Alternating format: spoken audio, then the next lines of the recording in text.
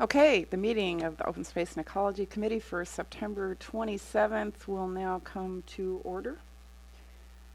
Could you turn the page, Bob? Bring up the agenda. So, first order of business. Everybody approve the adoption of the agenda? And if so, could I have a motion? I'll move to adopt the agenda. Second. All in favor? Aye. Okay, the agenda is adopted. So, first order of business is the eagerly awaited, really, presentation of the annual waste diversion report from South San Francisco scavenger, and Teresa Montgomery has taken time out of her evening to be here. Thank you very much for coming. You're welcome. Thank you for having me. So I came prepared. Are we okay? Is your mic on? There's a little button On the side. on the bottom, like right in the front. Do you see it? Oh, that's a different one, yeah. Yeah, that shows the red light is on, so I guess that means it's... That's just the timer light. Oh, okay. But shouldn't it be green? Well, Talk extra loud. the timer shouldn't even be set on. There we There are. we go. Oh, much better. Great, Okay. thank you. So let me introduce my bear first. I brought him. He normally sits in our learning center. And we take kids from Brisbane schools and other area schools through our learning center every year so that they can learn the 4 R's: the reduce, reuse, recycle, and rot, or compost. Rot sounds better than compost when you're going with the R's. And we teach the kids that they're listed in that order because that's the order of importance. If you reduce and reuse your waste, then I'm out of a job because there's no recycling and composting left to be done. And this little bear, I really like him because most people understand that paper gets recycled into more paper. Aluminum cans get recycled into another aluminum can and can be back on the shelf in the store within 2 months. Same with glass. Glass and aluminum are infinitely recyclable like that, but people don't often know what happens to plastic. So he's my little friend that I use to explain. He's made out of plastic water bottles. They take plastic water bottles, break them up into little tiny pellets, then they melt down the pellets, stretch them out into thread, and they use the thread to make things like carpet and fleece, and pillow filling, and all kinds of different things. So this little guy, his tag says, "Our average recycled toy keeps over 10 bottles out of the landfill." So that's why I brought him. Does he have a name? Cute. I call him Fuzz. All right. For short. Excellent. And also, I did spend some time with the wonderful people out at Brisbane Elementary School earlier this month and last month, and got them all up and going with their organics program. So the kids are out sorting all of their waste at lunchtime and during recess every day, and it's fantastic. So I hope to get by there again to see how things are going, but it looked like they got off to a great start for the year, and it's great. And then I think some of those kids will be coming to tour our facility within the next several months also. So we're working with them, and they're going home and teaching their parents what they've learned at school, which is fantastic. That's great. Can I ask a quick question about fleece? Fuzz? Fuzz. Fuzz. Uh-huh. So is he made out of do they primarily just use the plastic from plastic bottles, or do they use a wide variety of plastics? He's number 1 PET plastic. Okay. So when you recycle the plastic, do you separate the line into 1, 2, 3, 4, and 5? We know which plastics have the strongest market. So at any given time, we might sort out, say, milk jugs or water bottles because there's a really strong market for recycling those by themselves. Other types of plastics, maybe they're not in so much demand. Maybe we're lucky if we can just give them away. They don't charge us to take them. Sometimes in that case, we'll bundle a bunch together. Sometimes we'll bundle some with higher value with lower value so that we make sure we find a home for the lower value stuff. And then what do they do with that? With the lower value plastics, they can't make them into as many things. Or for instance, like say a Tide bottle versus a milk jug. You can take a milk jug and make it into something red, but you can't take that red Tide jug and make it into something clear. So different types of plastics we have different opportunities to recycle them into things. So the markets can be really restrictive for some items.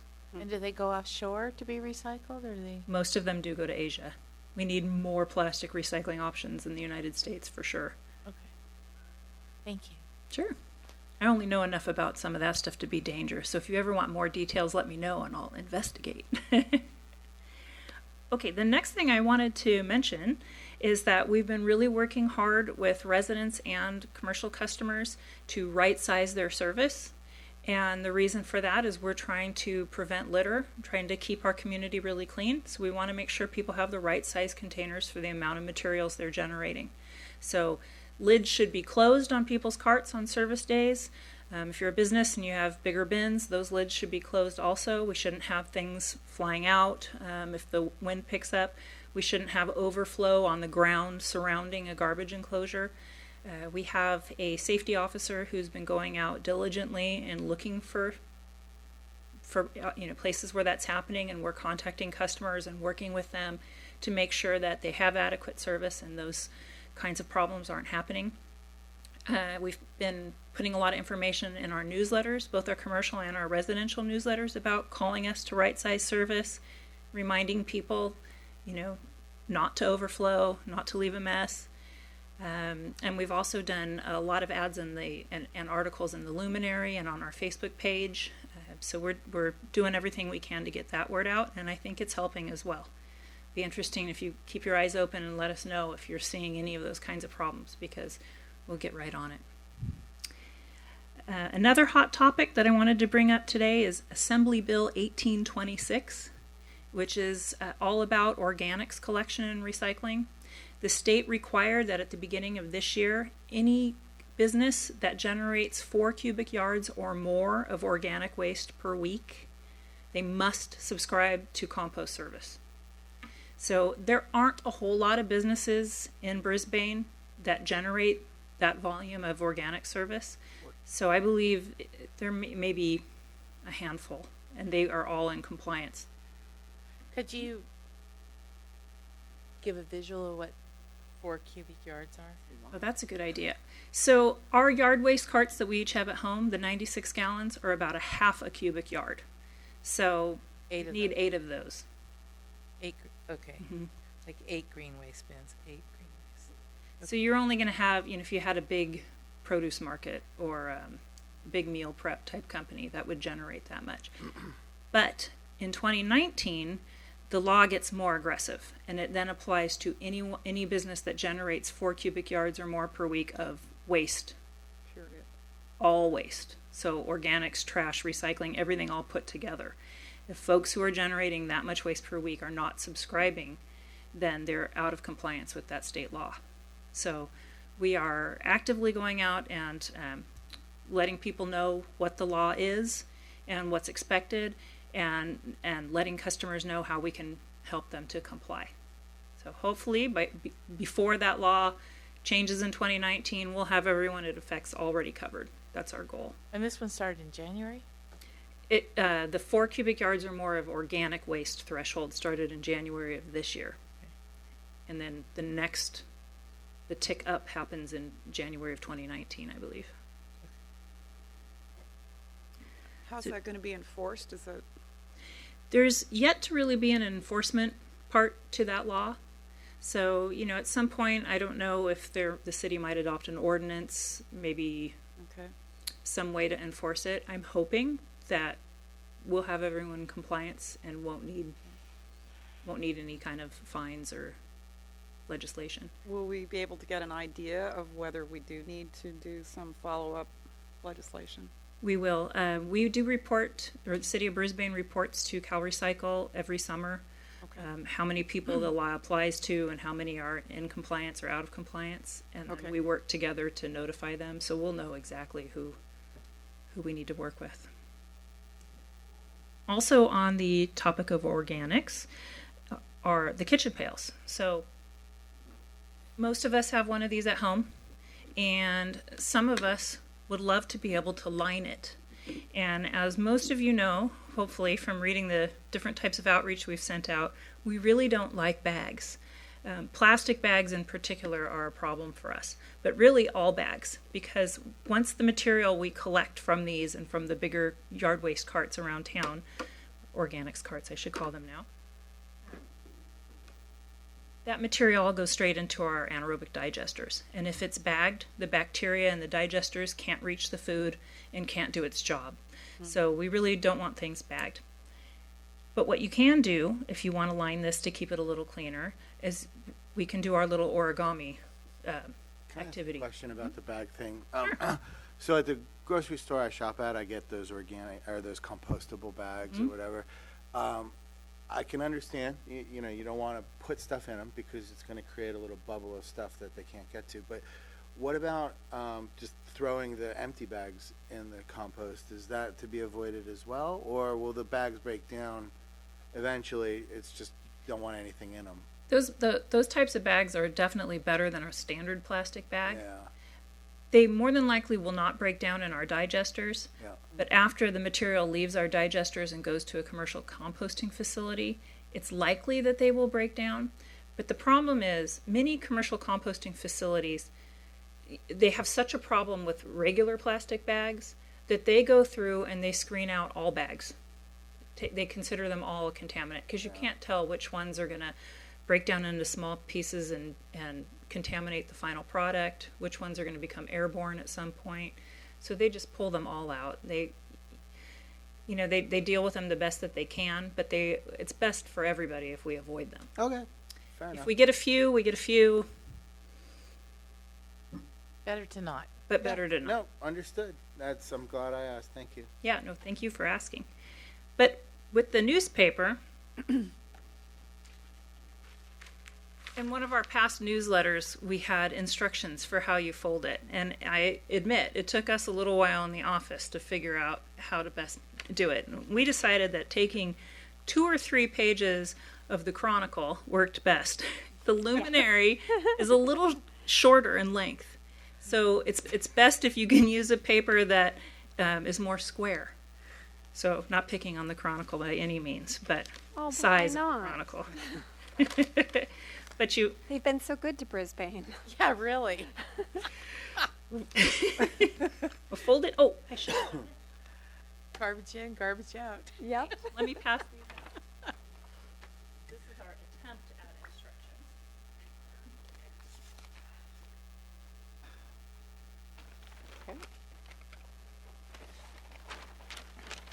So first one shows that you fold it in half so it looks like this. And personally, I like to ignore the second instruction because I find it confusing. And what it does is it just gives you a crease line. But what you want to do,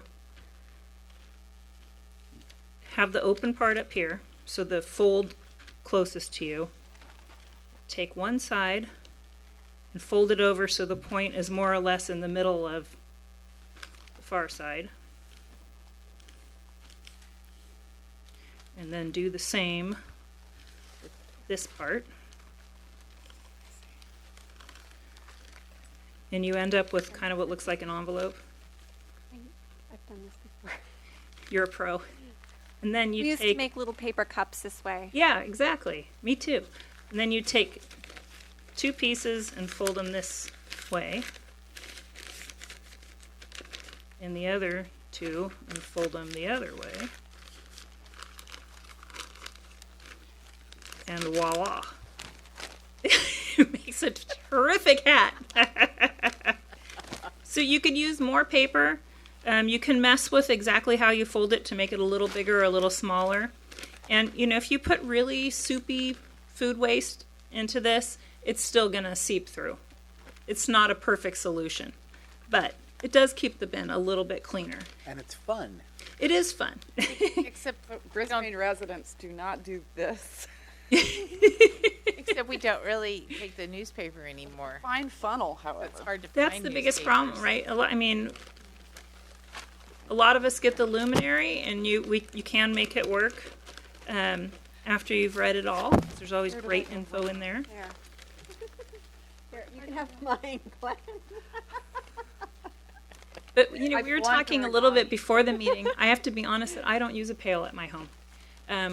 my kids love ice cream, and we probably go through a half gallon of ice cream every 2 or 3 weeks. And so I use that. I leave it in my fridge, and I put the really soupy stuff in it.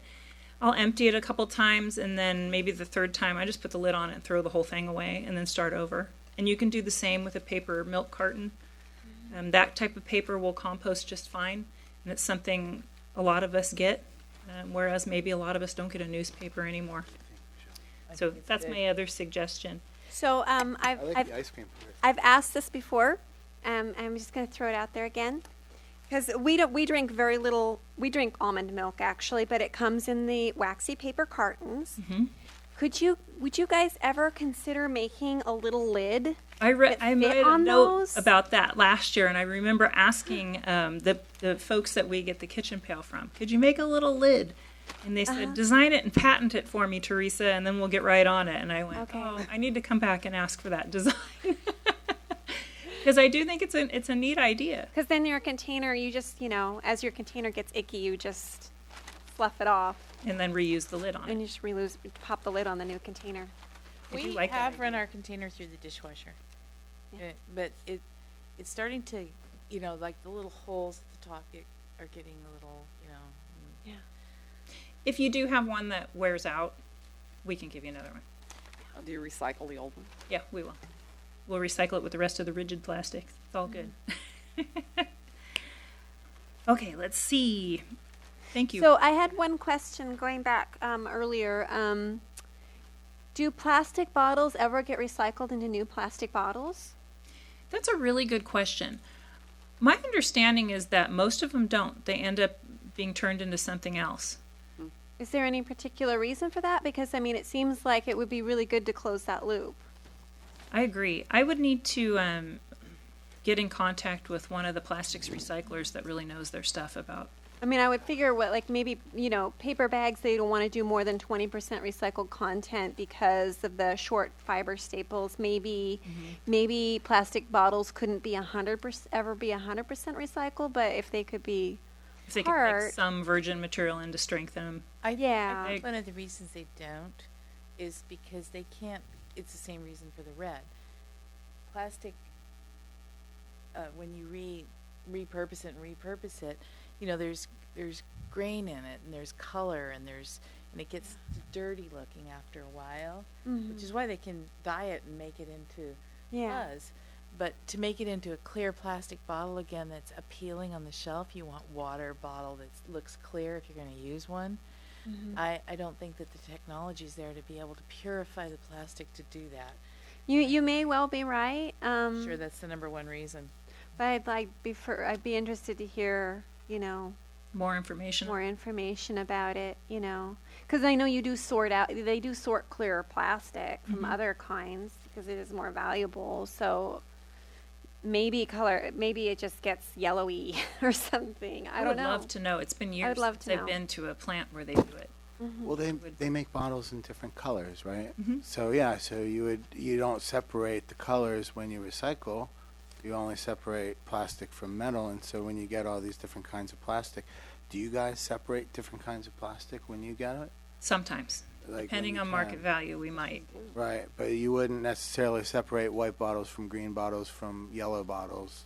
Like if you had like a 7-Up bottle and a Coke bottle, you're not going to you're right. separate those. So now you're going to have a light green composite, and Right. neither Coke nor 7-Up come in light green. They come in white or dark, like green, Right. 7-Up green. So And I'm In the really early not sure days. about if you can bleach it out, what Yeah. color. I don't. Maybe. Yeah, I don't really think not you know. can. In But the early days of glass recycling, you did sort by color. You had clear and colored. And in some cases, they sorted completely by color. We still see that. You can do green. It's green, brown, clear. yeah. That can be sorted, and then we do a mixed grade of glass. Yeah. I had a question about glass, because glass can be reused. It can be cleaned and reused. Absolutely, and reuse is better. And that, Reuse it by all means. but that seems never to happen. And I'm kind of curious, why not? I mean, We don't have the dairy people that drop off your milk jugs Right. and come back and get them and refill them. I have to think that's a liability issue maybe now that they don't do that.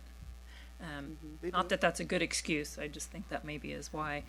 But But No, you right. would think that, They have it, like, so I buy my milk from Strauss Dairy, and I buy in glass bottles, and then I take it back to the store, and I get my deposit back when I'm buying the next glass bottle. So they definitely do it. I just don't think they have enough people getting milk from a milkman that they don't have it, or you can leave it out on your doorstep to have your milk replaced and have your bottles picked up. I was referring more to, well, my beverage of choice is beer.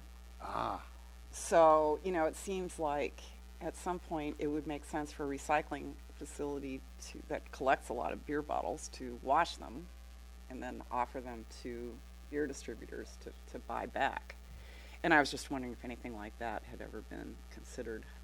it's a good question. You'd have to get away from the trucks because the trucks, I think, have a high rate of breakage when they dump those carts. yeah. That's true. We do have a high rate of breakage. I remember as a kid they had bottles, and even in Europe, they have bottles that you reuse, but you pay a deposit on each one, and you put them back in a crate, and then those would get reused, but it's a thicker glass that doesn't chip.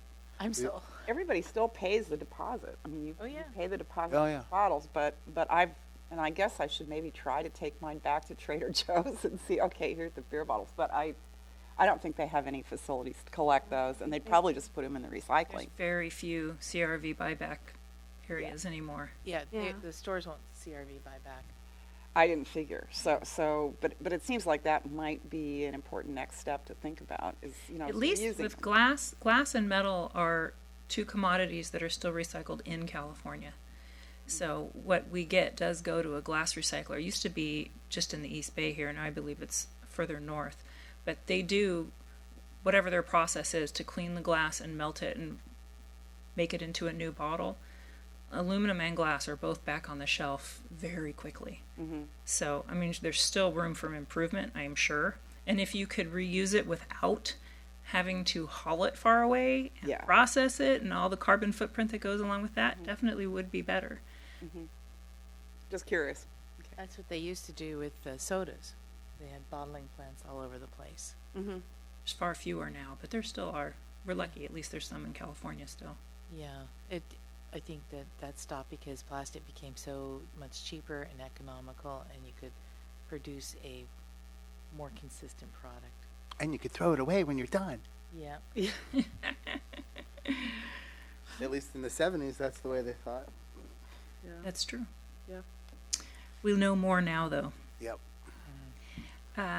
Also, on the topic of organics, I believe that fairly soon we're going to be talking about doing a secondary pilot program. We did a pilot program in Brisbane last year where we took about 100 homes that had a 32-gallon garbage cart, and we took away their old cart and we gave them a new one that had a locking lid.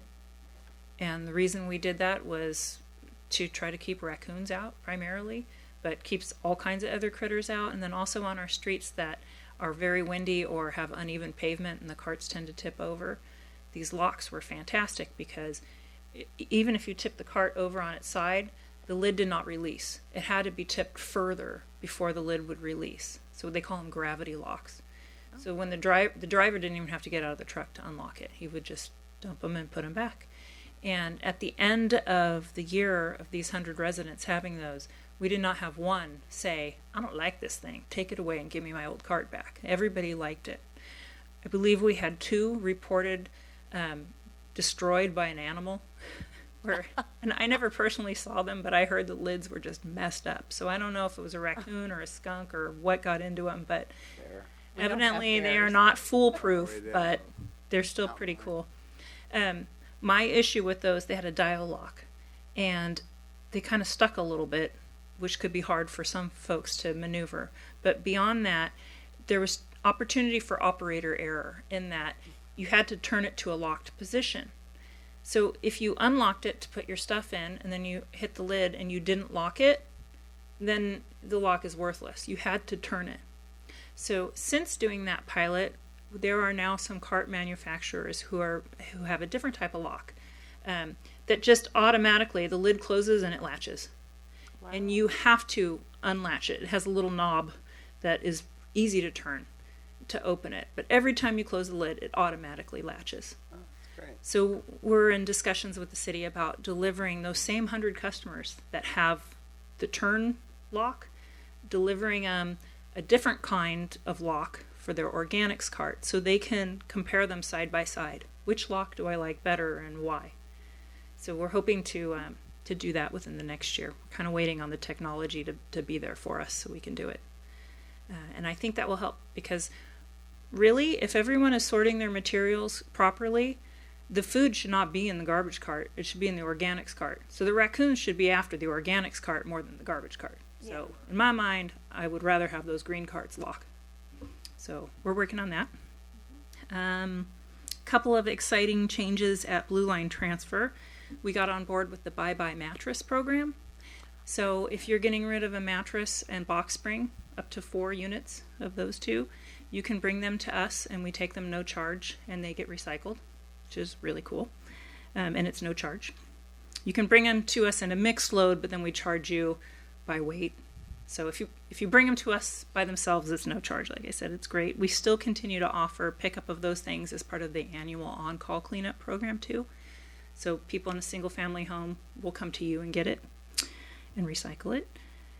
Also at Blue Line, we're now recycling carpet. It's a for charge venture, but we are able to take clean rolls of carpet and recycle them through the state's CARE program, which is very exciting. We're also a paint care drop-off, so if you've got gallons of paint sitting around at your home after you finish painting something and you want to get rid of those, you can bring those to Blue Line and we'll take them.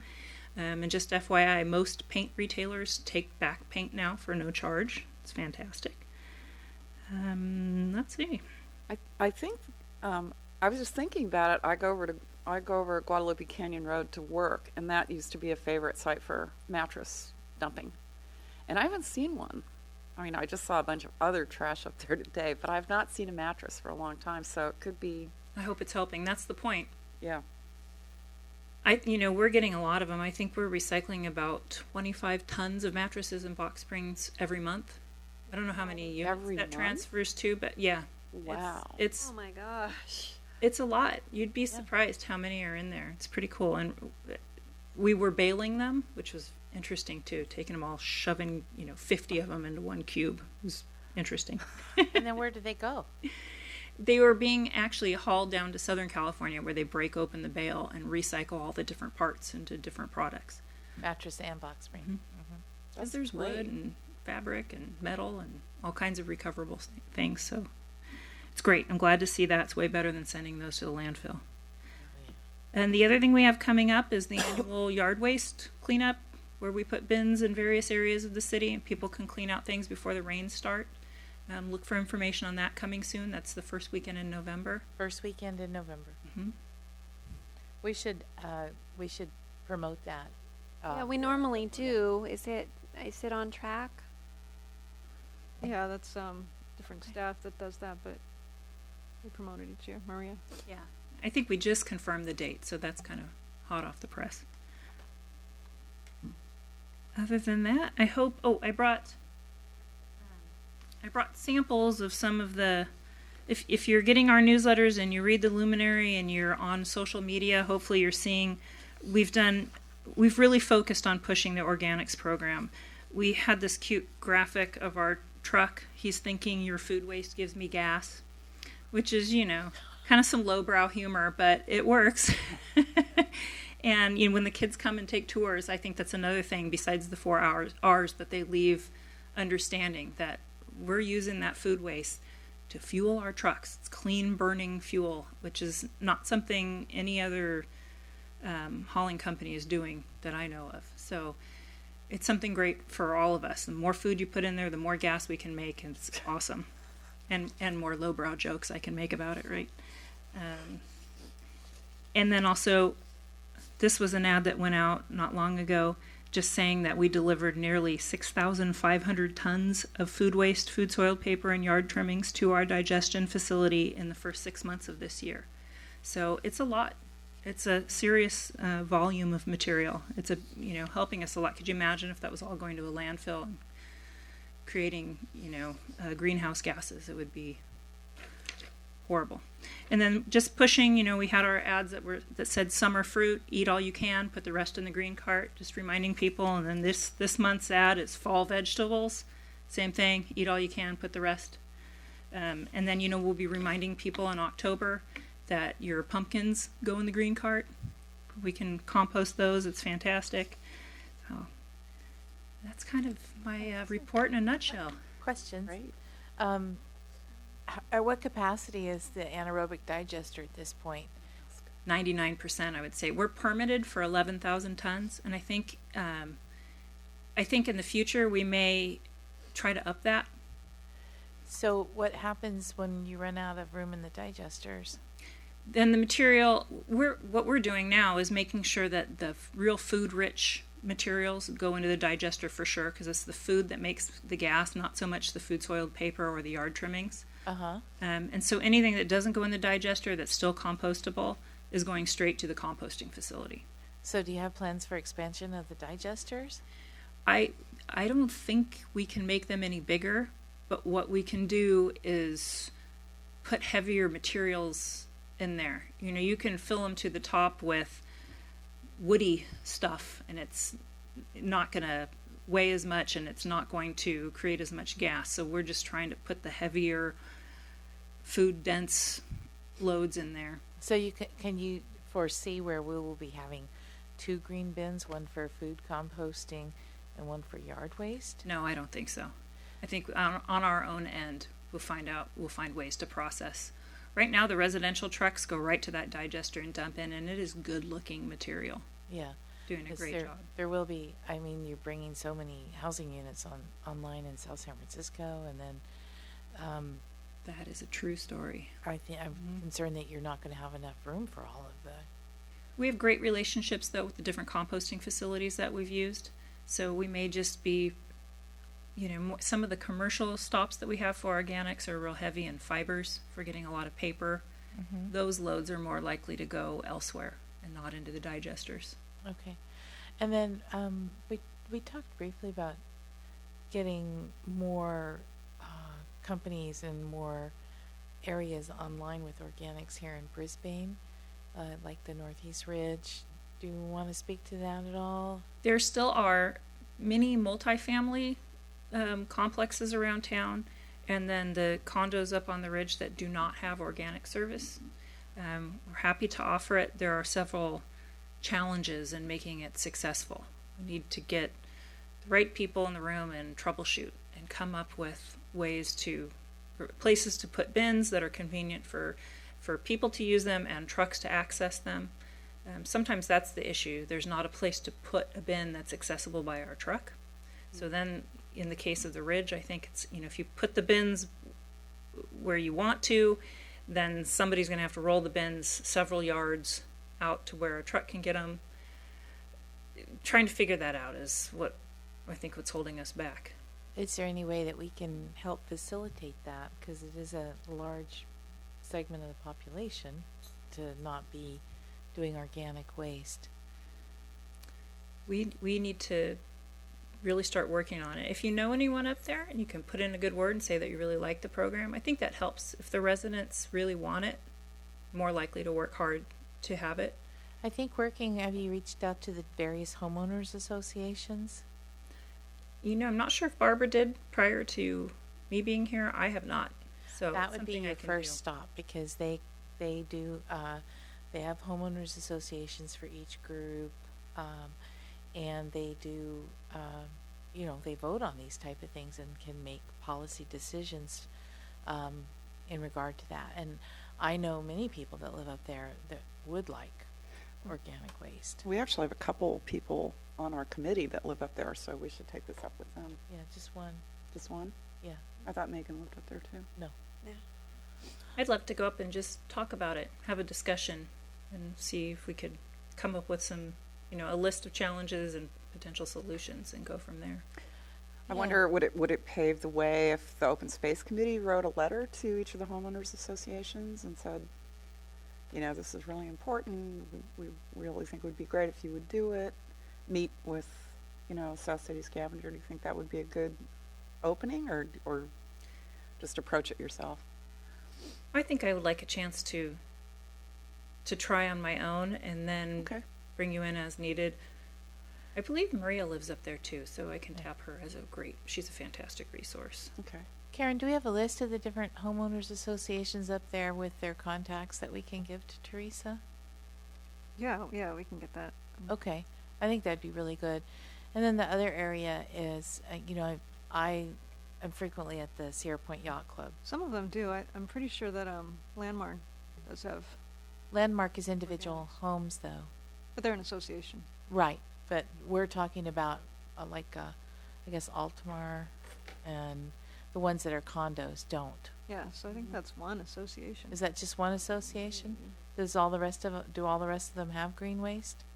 I think so. I believe they and do. Viewpoint is the So just only Altamar. I think so. Well, Carolyn Parker's on the Yeah. board at Altamar, so you could reach out to her. I could too. I know Carolyn.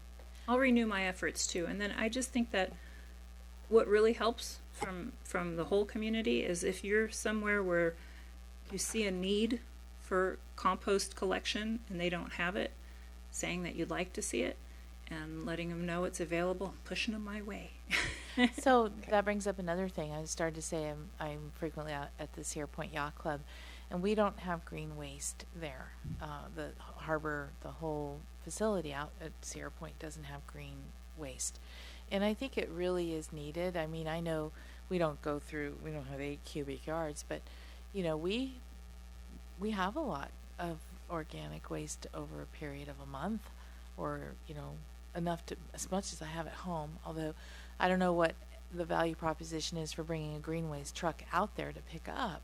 But there are also a lot of boaters that would have green waste periodically. And then there are certainly businesses out there that should be now separating their organics and their recycling.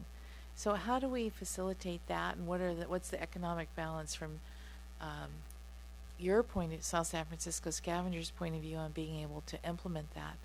We've offered it to all who want it. Like I said, there are some that have maybe some challenges that we have to find solutions to.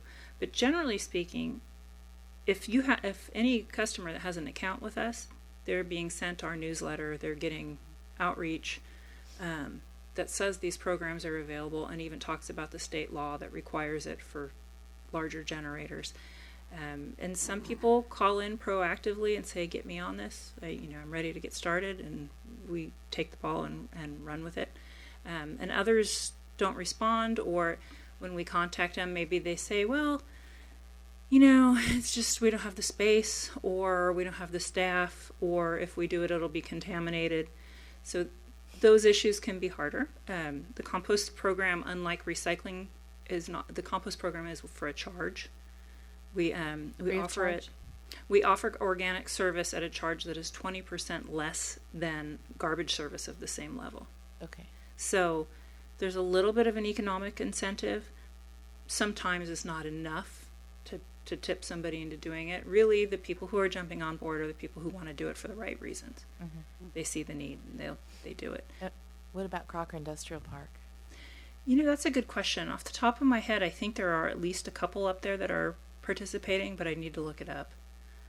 If you could get us a list of the ones that are and aren't, then maybe we could send letters to the different businesses asking them to participate. Is that something that we want to do? I think it I might want to be bring it up with the Chamber of Commerce. Yeah, I was and about see to if say, they- I think it's a better chamber thing, but I'm not opposed to doing something No, me either. at all. We have put articles in the Luminary often. There's been several, and I'm very active with the chamber, so I'm always of that. promoting. Yeah. So the businesses who are very active in the chamber are aware, and many of them have gotten on board. But I could come up with a list. Yeah. I could generate a list for you if that helps. That would be good. And what about the hotel? So all of the hotels have been that are in our service area have been made aware. We've done site visits and checked to see what they're generating out of their kitchens and if it makes sense to participate. And most of them are. Trying to think what's over here. The Courtyard. Uh-huh. They're participating. And Homewood Suites next door. And what about DoubleTree? formerly Ramada. I'm not sure off the top of my head, but I want to say yes. It seems like they'd be likely to fall under this law too. Because their Right. volume.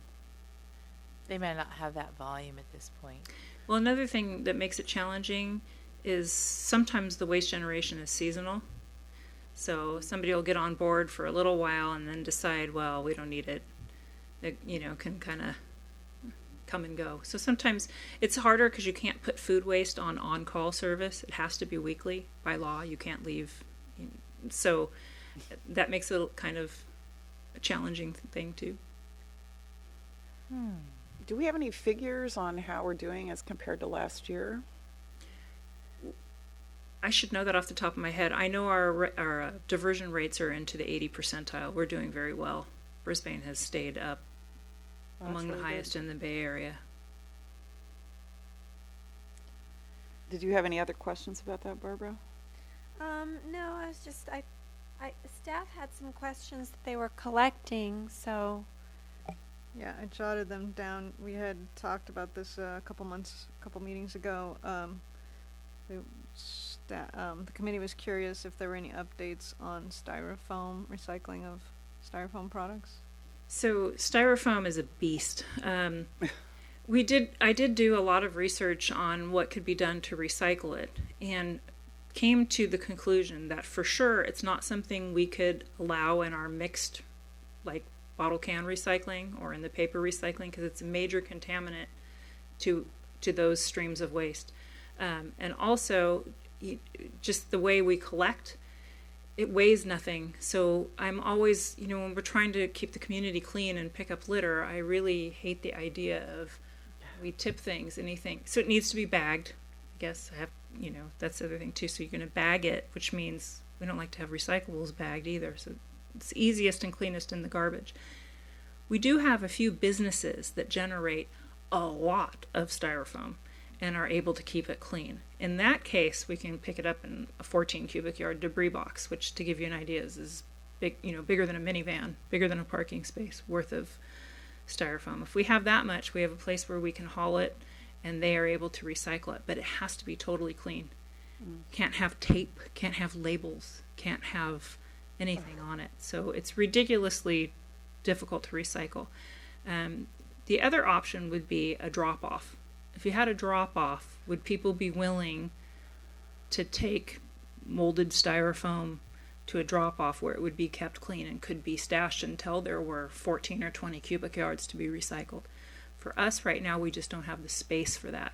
In our drop-off area, it's already extremely tight. So we're to a point where, do you want to collect carpet, which weighs a whole lot and gives you a lot of landfill diversion, or do you want to collect styrofoam? So unfortunately, we have those limitations. Now, there are some places in the Bay Area, if somebody really wants to recycle their block styrofoam, there are places they can take them, and I can look those up on a search engine and find them. With the peanuts, the smaller packaging peanuts, there are a lot of places that take them. The UPS stores, I'll reuse them. yeah. That's what I do with mine. They, sometimes they have too many and they'll say, sorry, not today. So it's always best to call and say, will you take these from me before you, take your time to go down there. But those are easier to reuse. Okay, thank you. What are we doing with fabric recycling? So I know in San Francisco they just started taking it, and I've been asking, okay, where's it going? What's it being used for? And I haven't gotten an answer on that. I'm not sure where they found to market it. That would be another thing where if you're going to take it, it would have to be bagged so it stayed clean and uncontaminated, and then we would just have to find a place that could use it, which we've not been successful in doing just yet, but waiting to see if that really takes off in San Francisco and they're successful might be something we could add. Can I jump in? Because we had talked as staff to Recology a little bit, and they did maybe 3 different pilot programs because they're trying to divert that too. And they'd gotten, they were still doing a report on what they'd found and deciding how they were going to proceed. So they may still be in that state. And they said they got a lot of recycling of fabric in the beginning, and then it tapered off at most residential locations. Like everyone cleaned out their closets, and then they had minimal stuff. But they are trying to, I think they took it with their recycling because they were able to separate it at the time. That was one of the methods. Then they had a separate pickup too. So they tried 3 different ways, and they were gonna look into more what was gonna work for them. But there are a couple of bigger companies that use it for filling, Insulation. upholstery, and shredding. I can't remember the names of them now. Yeah, there are a couple of organizations that will recycle fabric. I've heard that too. I've heard it used for insulation. Somebody Right, said that. insulation. Blue jeans, I Yeah. think there was somebody that was marketing insulation made out of old down blue jeans, but I don't know if they required 100% cotton, which is one of the problems with fabric recycling, is that blends are ubiquitous, and so Yeah, it depends on what they're going to do with it, right? I know Gap has periodically done a take back of jeans. I haven't heard of one in a couple of years, but I know they used to. And we used to have pencils made out of denim. I don't know if anybody had. They still, you can buy pencils, rulers.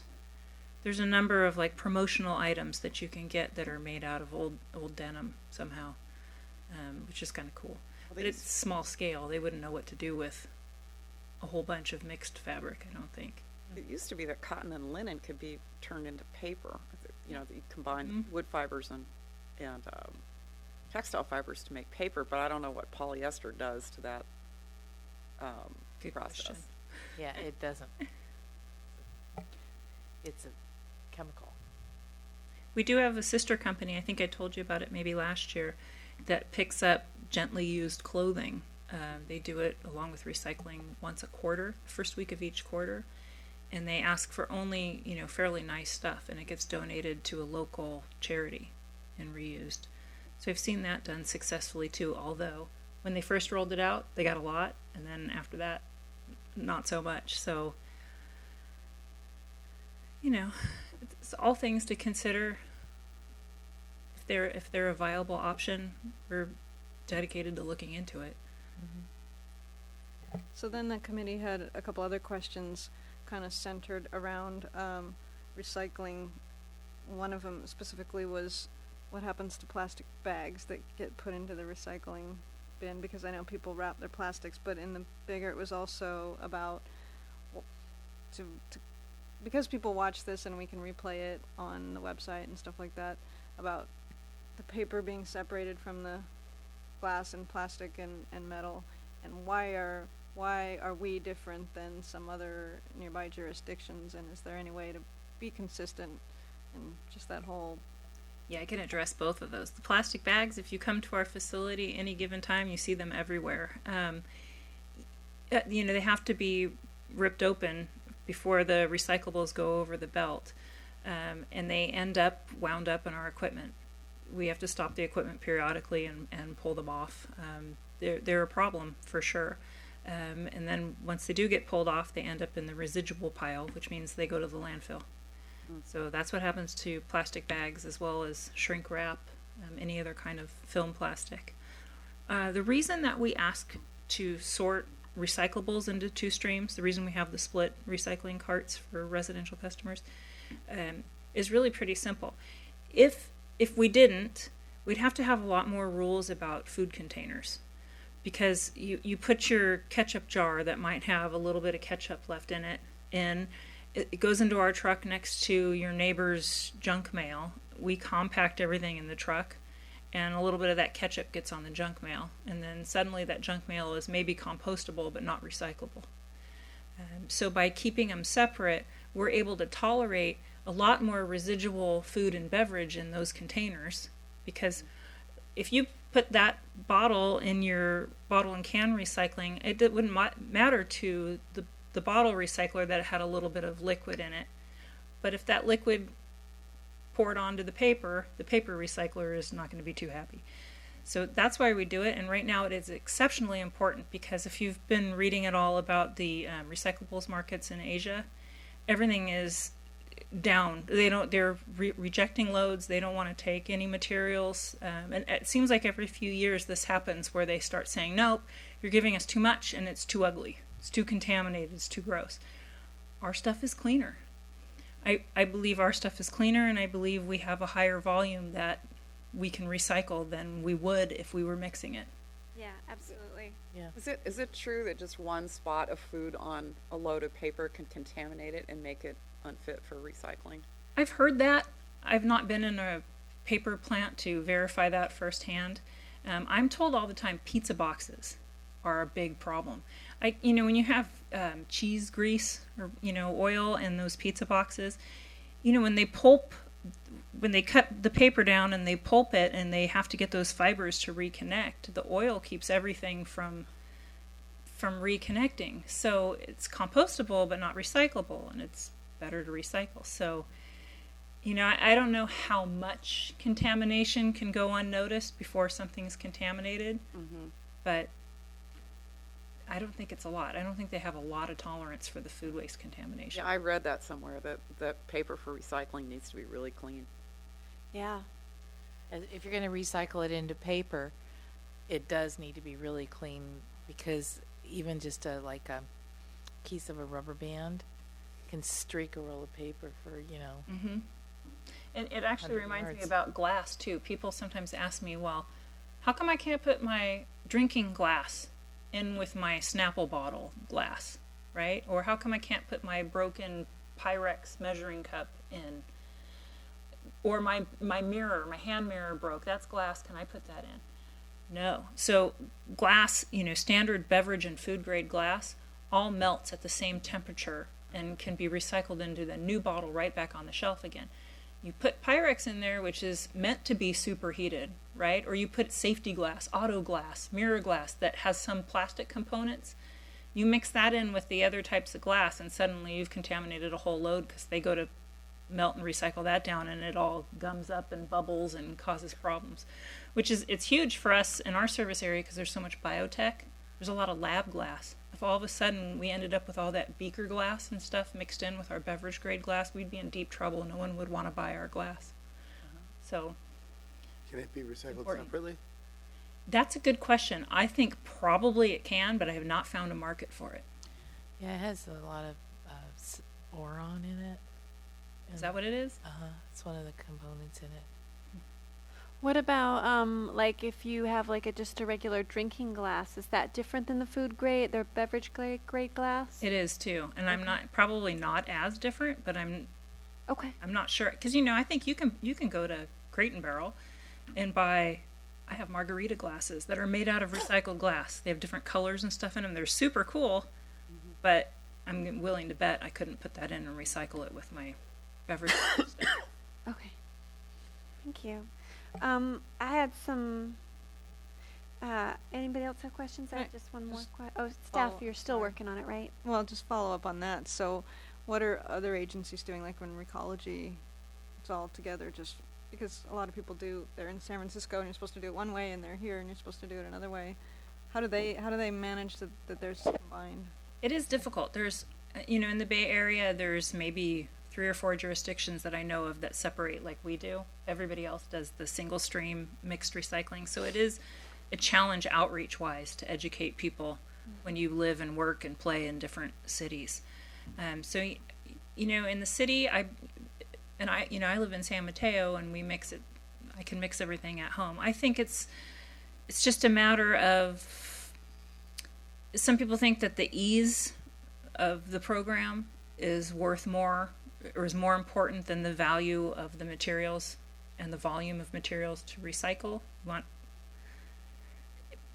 It's really, I could argue strongly either way, but I think having looked at the materials we collect now for the last 2 years, I just can't argue that it's cleaner, and we're able to move more of it to more markets than our competitors are. In the city, I think most people maybe, there's more space constraints, so maybe that's part of the problem too. Although, I don't know, they give them pretty big recycling carts, so I'm not giving a very good answer to that question. Have you always done the 2 streams, South San Francisco Scavenger? Actually, we did 4. Yeah. Back in the day, everybody had a milk crate style bin that they put out. And you know remember what I miss, them. You know what I miss about that? There was no contamination. Yeah. Because if you put out your 4 bins and you put, a bag of diapers on top of your aluminum can bin, everyone in the street would be like, come on, what are you doing? That doesn't belong there, right? And our drivers wouldn't pick it up because it would be so obviously there. Visible. Yeah. So I miss that. not so much 4 containers, but I miss the open top containers where nobody could put the wrong things in. But that used to be how it was. So going from 4 to 2 seemed like, a big improvement for us. But then, the rest of the Bay Area, or most of the rest of the Bay Area, did just go to the one stream. I agree, it's more convenient to mix it all together, but I think that the benefits still outweigh I agree. The cost. In I agree. Tokyo, they have, I think 6 bins, and every day it's a different pickup. Oh, wow. Oh yeah, and they are really strict about it, and really a lot of peer pressure if you do not do it right. Because we were there for a couple weeks, and there was a couple times we didn't do it right. We heard about it, because we were living in an apartment, and so they're very clear about what you put in each bin. And then, like, Mondays you put this bin down, and Tuesdays you put that bin down, and Wednesdays you put that. It's 22 million, 23 million people in Tokyo. They have a lot of garbage in a very small island. And so they're very regimented about it, and they're very successful with their programs because of that. And here it's sort of the default is, if you're not sure which bin it goes in, put it in the garbage instead of polluting the streams. I mean, that's what I recommend at work when people are like, well, I don't know which one this goes in, and I'm like, well, if you're not sure, put it in the landfill one, because if you contaminate the other two, it ruins everything. And we need to get into that mindset, but really work on not contaminating the streams and make it more easy. I agree. Going out to a lot of businesses lately, and I'll tell people, if you've got that one really stubborn employee who just says, I don't want to do it, just say, well, then at least put your stuff in the garbage. Don't Right. put your food in the paper bin. If you're not going to use the paper bin correctly, Don't use it. then Don't use it at all. Right. Yeah, I agree with that. Fortunately, that's not very many people. Yes. More than you know. Can't believe. Too many of them, but not that many. Yeah. Did I miss anything? Did you have another question? I do, but I was going to let staff finish. Oh, okay. Does South San Francisco Scavenger have a video presentation for the waste stream process that we could promote? I'm sure you probably are doing lots of your own promotion, but do you have anything that's... A video that would show, because I'd like to create more, thinking about doing more short videos to put on social media. So that was when we went and toured. I went with Karen and I guess Camellia. Was it just the 3 of us that went? Natalie, maybe Camellia, yeah, And, and Barbara was still...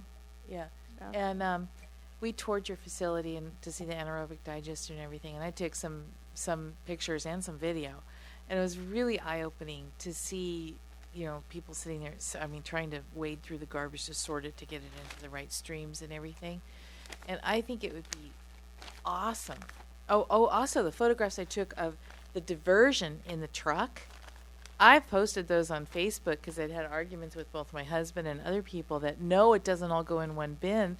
You can't see that there's a divider in there and they're going into 2 separate things. And I climbed up at your facility. That's and one of the took a first picture things of I it. want to do a video of, Yeah. to explain how that works. And so short videos that you can post on Facebook and residents of Brisbane and that can go viral would be really, really good, and show what happens when you don't sort it properly and what happens when you do. But it would be really good to have like segments of video that we could show on our public access channel, and I just think that they would be really, people would learn, and actually demonstrate sorting the garbage and then what happens to it, and make them interesting and entertaining. But just even seeing it was pretty amazing, and seeing all the plastic bundled up and the way that you guys have to sort it. And one of the parts that was fascinating was all of the heavy materials sorting that you do in that one. The construction and demolition area. Yeah, The that's construction huge. and demolition building was pretty amazing. So I think people would be really kind of interested. Come on, Dirty Jobs has I can work on has that. won so I many don't- Emmys. It's not funny. So people are obviously curious. Right. Because to answer your question, I don't think we have anything right now, but that's something we could put together.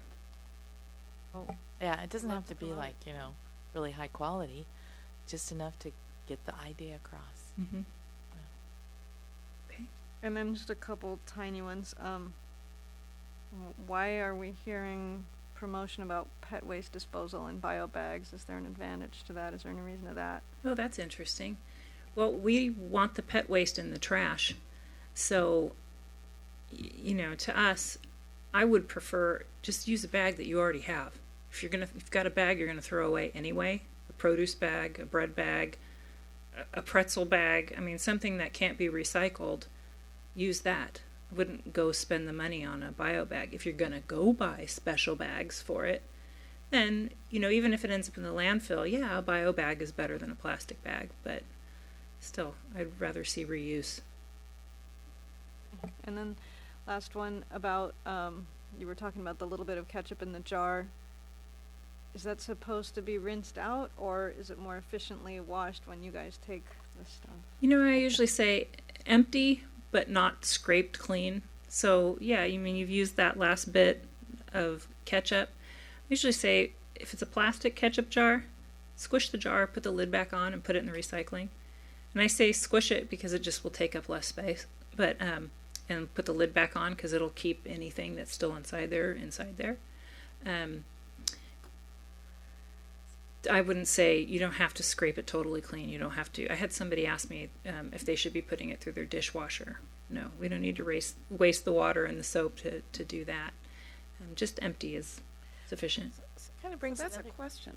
So a lot of plastic jars and bottles also have plastic lids, some of which are not marked recyclable, but which often seem to an amateur to be a different kind of plastic. So should the lids be put back? Yeah, because for years and years we were told not to recycle lids. Lids were garbage.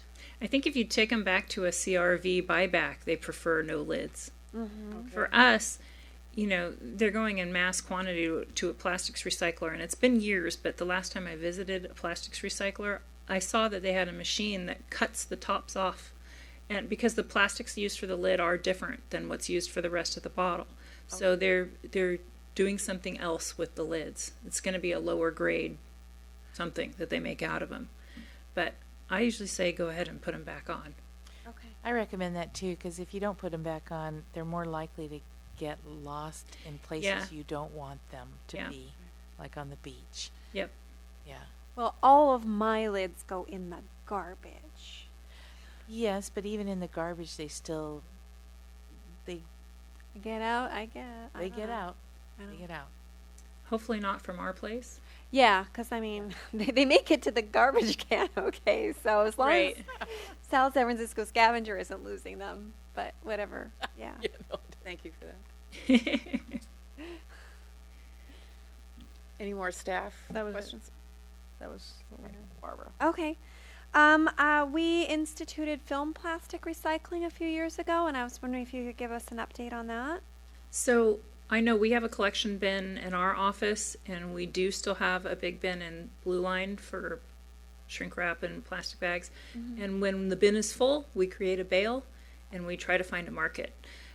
Sometimes it's been easier than others. I was talking to the guy that handles the recycling marketing at Blue Line just the other day, and he said, I've had 2 bales sitting around for 2 months because no one wants them right now. So we tarp them and keep them clean and wait until there's a market, and we can do that because it's only 1 or 2 bales. Yeah, we still have our pickup at the post office here, which last time I looked at it was overflowing, but it may have been picked up by now. I thought that was just for plastic bags. Yeah, Plastic bags and plastic film, or is it just plastic bags? Well, the plastic that they make plastic bags out of is called film plastic, or plastic film. Oh, okay. Yeah. So It's it's like that- saran wrap I put in the garbage. the more brittle. Well, saran wrap I think is film plastic. But it's usually at that point contaminated. Yeah, if it's contaminated, they don't want anything that's even remotely contaminated, and it's like styrofoam. If it's even remotely contaminated, they won't touch it with film plastic. Yeah. Correct.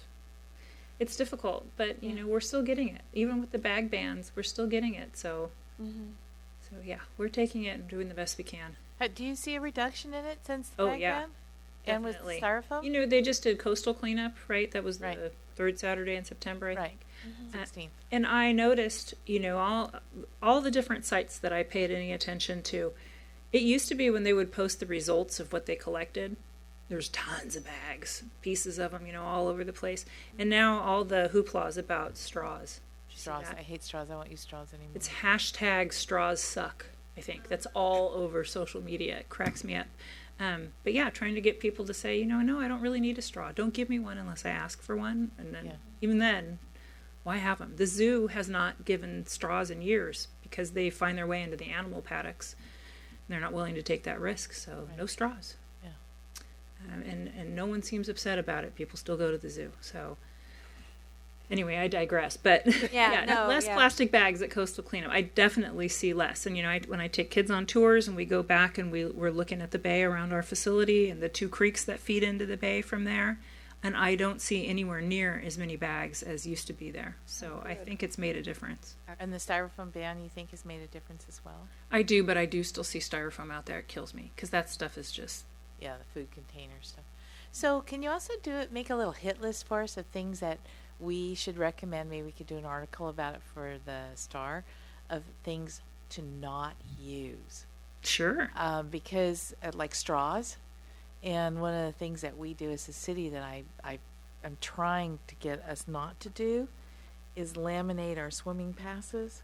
Like when you get a swim pass at the pool, they always want to laminate it, and I'm always like, no. Right now it's a piece of paper that I can recycle.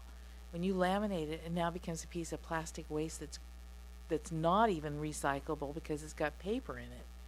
So I think we should unplug and get rid of the laminating machine. But those are the kind of little things that we can do to They help. go crazy with the laminator at BES. Yeah, those should just be taken off the shelves and put away. The other thing that pops to mind is K-cups. And K-cups are horrible. Oh, of course, yeah. So we should put a list together of things that we think that are really bad and not recyclable and are just really like straws, K-cups, you know, things like that. It would be really good to put an Sure, article that's a about great idea. laminating.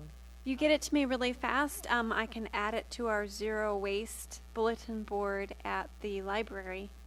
That would be awesome. Okay, I'll work on that. Sorry, we had notes from Megan, who couldn't be here, and she had a couple of questions about plastic recycling. Some of them I know the answers. Are compostable bags recyclable? And are the bag inside the cereal box recyclable? That would be no and no, No one knows. sadly. But you could reuse that cereal box bag for your pet waste. Yeah. I do. Me too. So, just because this is on my mind, and I want to share with the public, H&M is still taking fabric scraps and rags, as well as good clothing. So I'm taking all of my junky textiles there. Green Citizen in Burlingame takes styrofoam. I think that's the closest place to recycle styrofoam. They take CDs and all kinds of other stuff too. Oh, okay. I didn't know they took quite that much. Thank you. I just finished reading Drawdown, and they have at least they seem to agree with what I've been hearing about compostable bags, is that they take as much, their carbon footprint is often only slightly lower or to 4 times as great as a regular plastic bag. So not a really, I mean, it definitely will have its place in making zero waste, but they're not like a magic guilt-free pill. To that end, I have a thing on my front gate where people can drop off newspaper bags and then can take them for their pets, clean up after their pets. So it's a little, more people are bringing me more than are going away. So please come get your pet waste bags before I drown in them. Okay, I thanks. wonder if you could bring some down to the dog park. I wonder if that would be effective. Yeah, maybe I could. It's great. All right. That was all I had to add. Very nice. Thanks. Green Citizen gave a tour to a huge county group not long ago, so I went for the first time, and I was surprised at how much they take. Some things are for a charge, some things aren't, but they are a good resource. Maybe we should put a link on the website. Yeah. There's one on the bulletin board, but yeah, the website should be too. That'll be good. And I'll Lisa, follow thank up. you so much. Thank you so You're much. welcome. Yeah. Great. If you think of Yeah. anything later, just, email.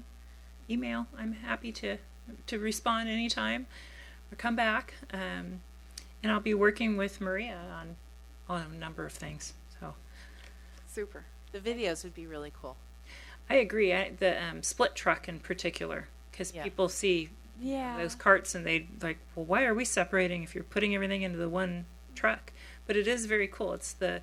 There's a divider in the middle of the truck hopper, and it has 2 ramps in it, and it's engineered so that everything from one lid it's one ramp and slides this way and ends up on this side of the truck, and everything else hits the other ramp and slides the other way, and it does actually stay sorted, and then the truck dumps 1/2 at a time in different areas at our spot. So I have posted video of the truck emptying in our sort facility before, and I can share that. That's been done. But I think I could do an even better job, show more. So work on it. Great. Thanks you for so having me. much. Thank you. You're welcome. You. Oh, and I wanted to leave some things.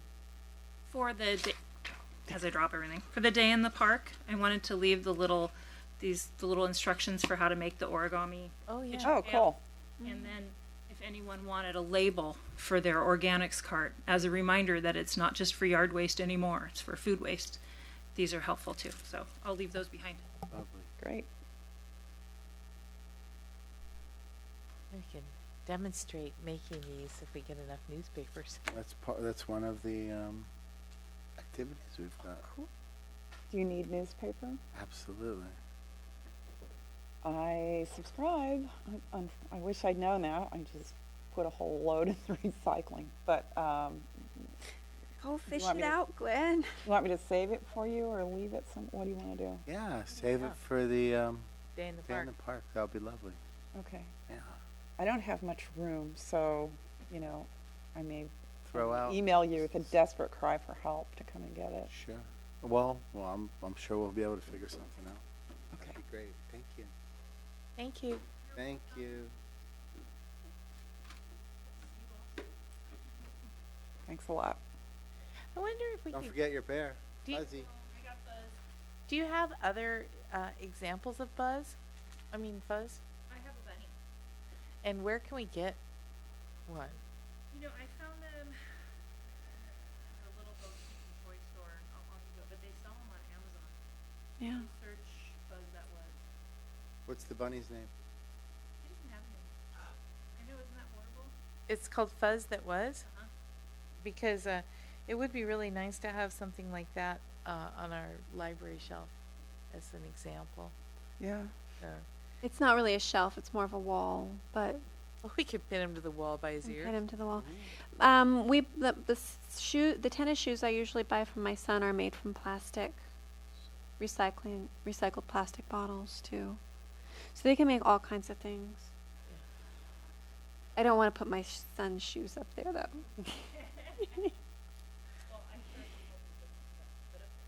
Yeah, it's kind of a flat space and a walkway, so we can't project very much. But so yeah, we can always do more. Maybe around Christmas time we could do some kind of display featuring things made out of recycled products for your holiday gift list. Yeah, Kind of thing. I think we're coming up on needing to redo that one of these days. Yeah. Great. Thank you. Thank you. Teresa. Thank you. Good night.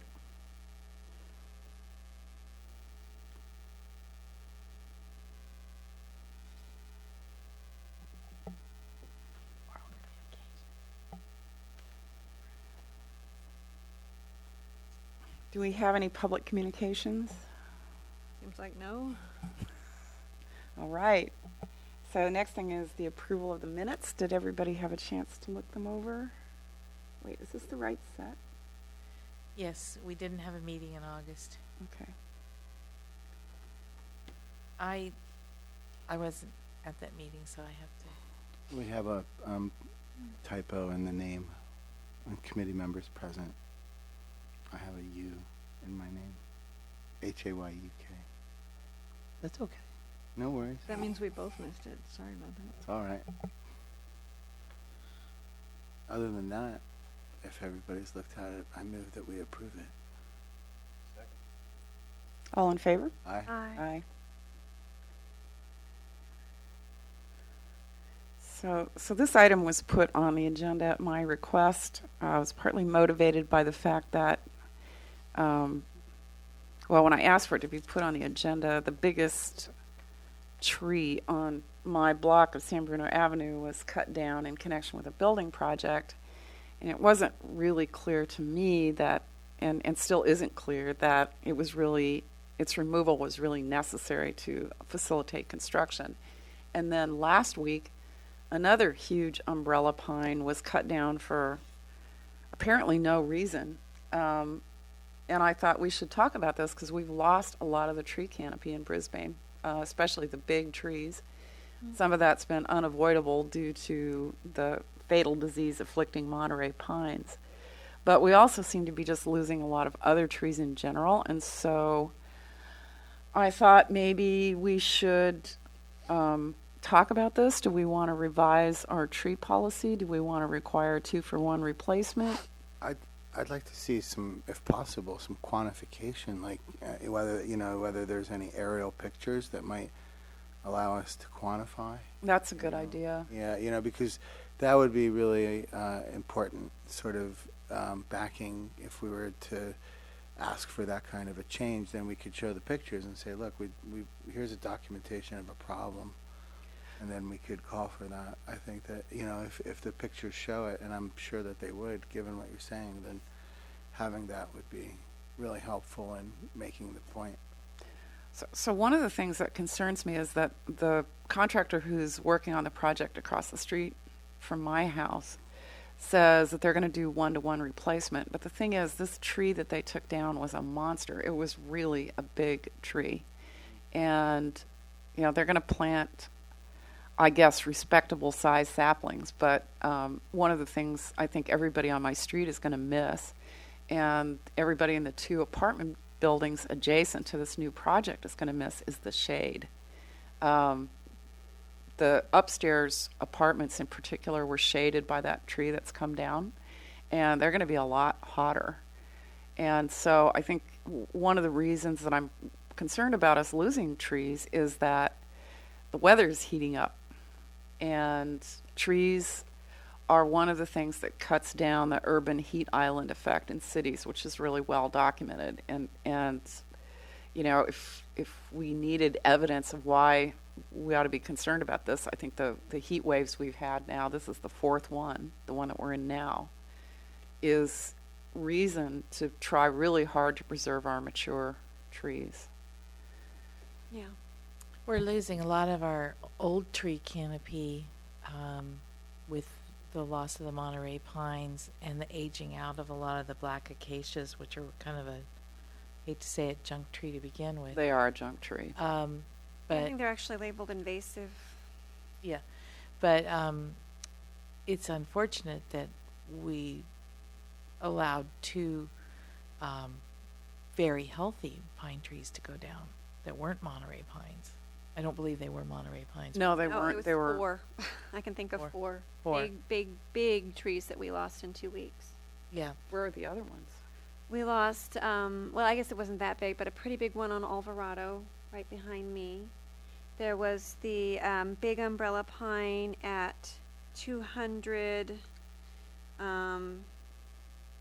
Mariposa. That's the one I'm talking The about. one that was right across the street from you. And the one on Alvarado. Yeah, and the one on Alvarado. And then there was some big black acacias that somebody, I didn't see them, but somebody said they were taken down on Monterey. So, We've had various tree ordinances in the past that have been like, I think the very first one we had was not being able to take down a heritage tree, and because a shop owner on Visitation Avenue one Saturday, shortly before we became a city, took a chainsaw and took down all the trees because they were blocking the sign for his store. Yeah, and then that went away, and we had a ordinance where you couldn't block somebody's view for a while, but then that went away, and we just have had a variety of tree ordinances over the years. But I think we really need to look at that again and make some really solid recommendations. I think that larger trees and heritage trees should not be able to be just removed without really good cause and investigation as to why. And that's hard because it conflicts with individual property owners' rights to build whatever the heck they want on their property. But we've lost some really magnificent trees in Brisbane over the years because of building, including the housing that was built on Plumas. We lost a huge tree down there when they built the Habitat for Humanity housing there. Yeah. And What so about that one that was, I want to say it was on Klamath? we lost a giant one on Klamath Street as well. Yeah. But then we also have the problem of trees that are not so happy, like huge eucalyptus trees. Yeah. And then also we have I consider it kind of a real problem about the oversized redwood trees that are now around the community center in Brisbane Library. And everybody's like, oh, those are heritage trees.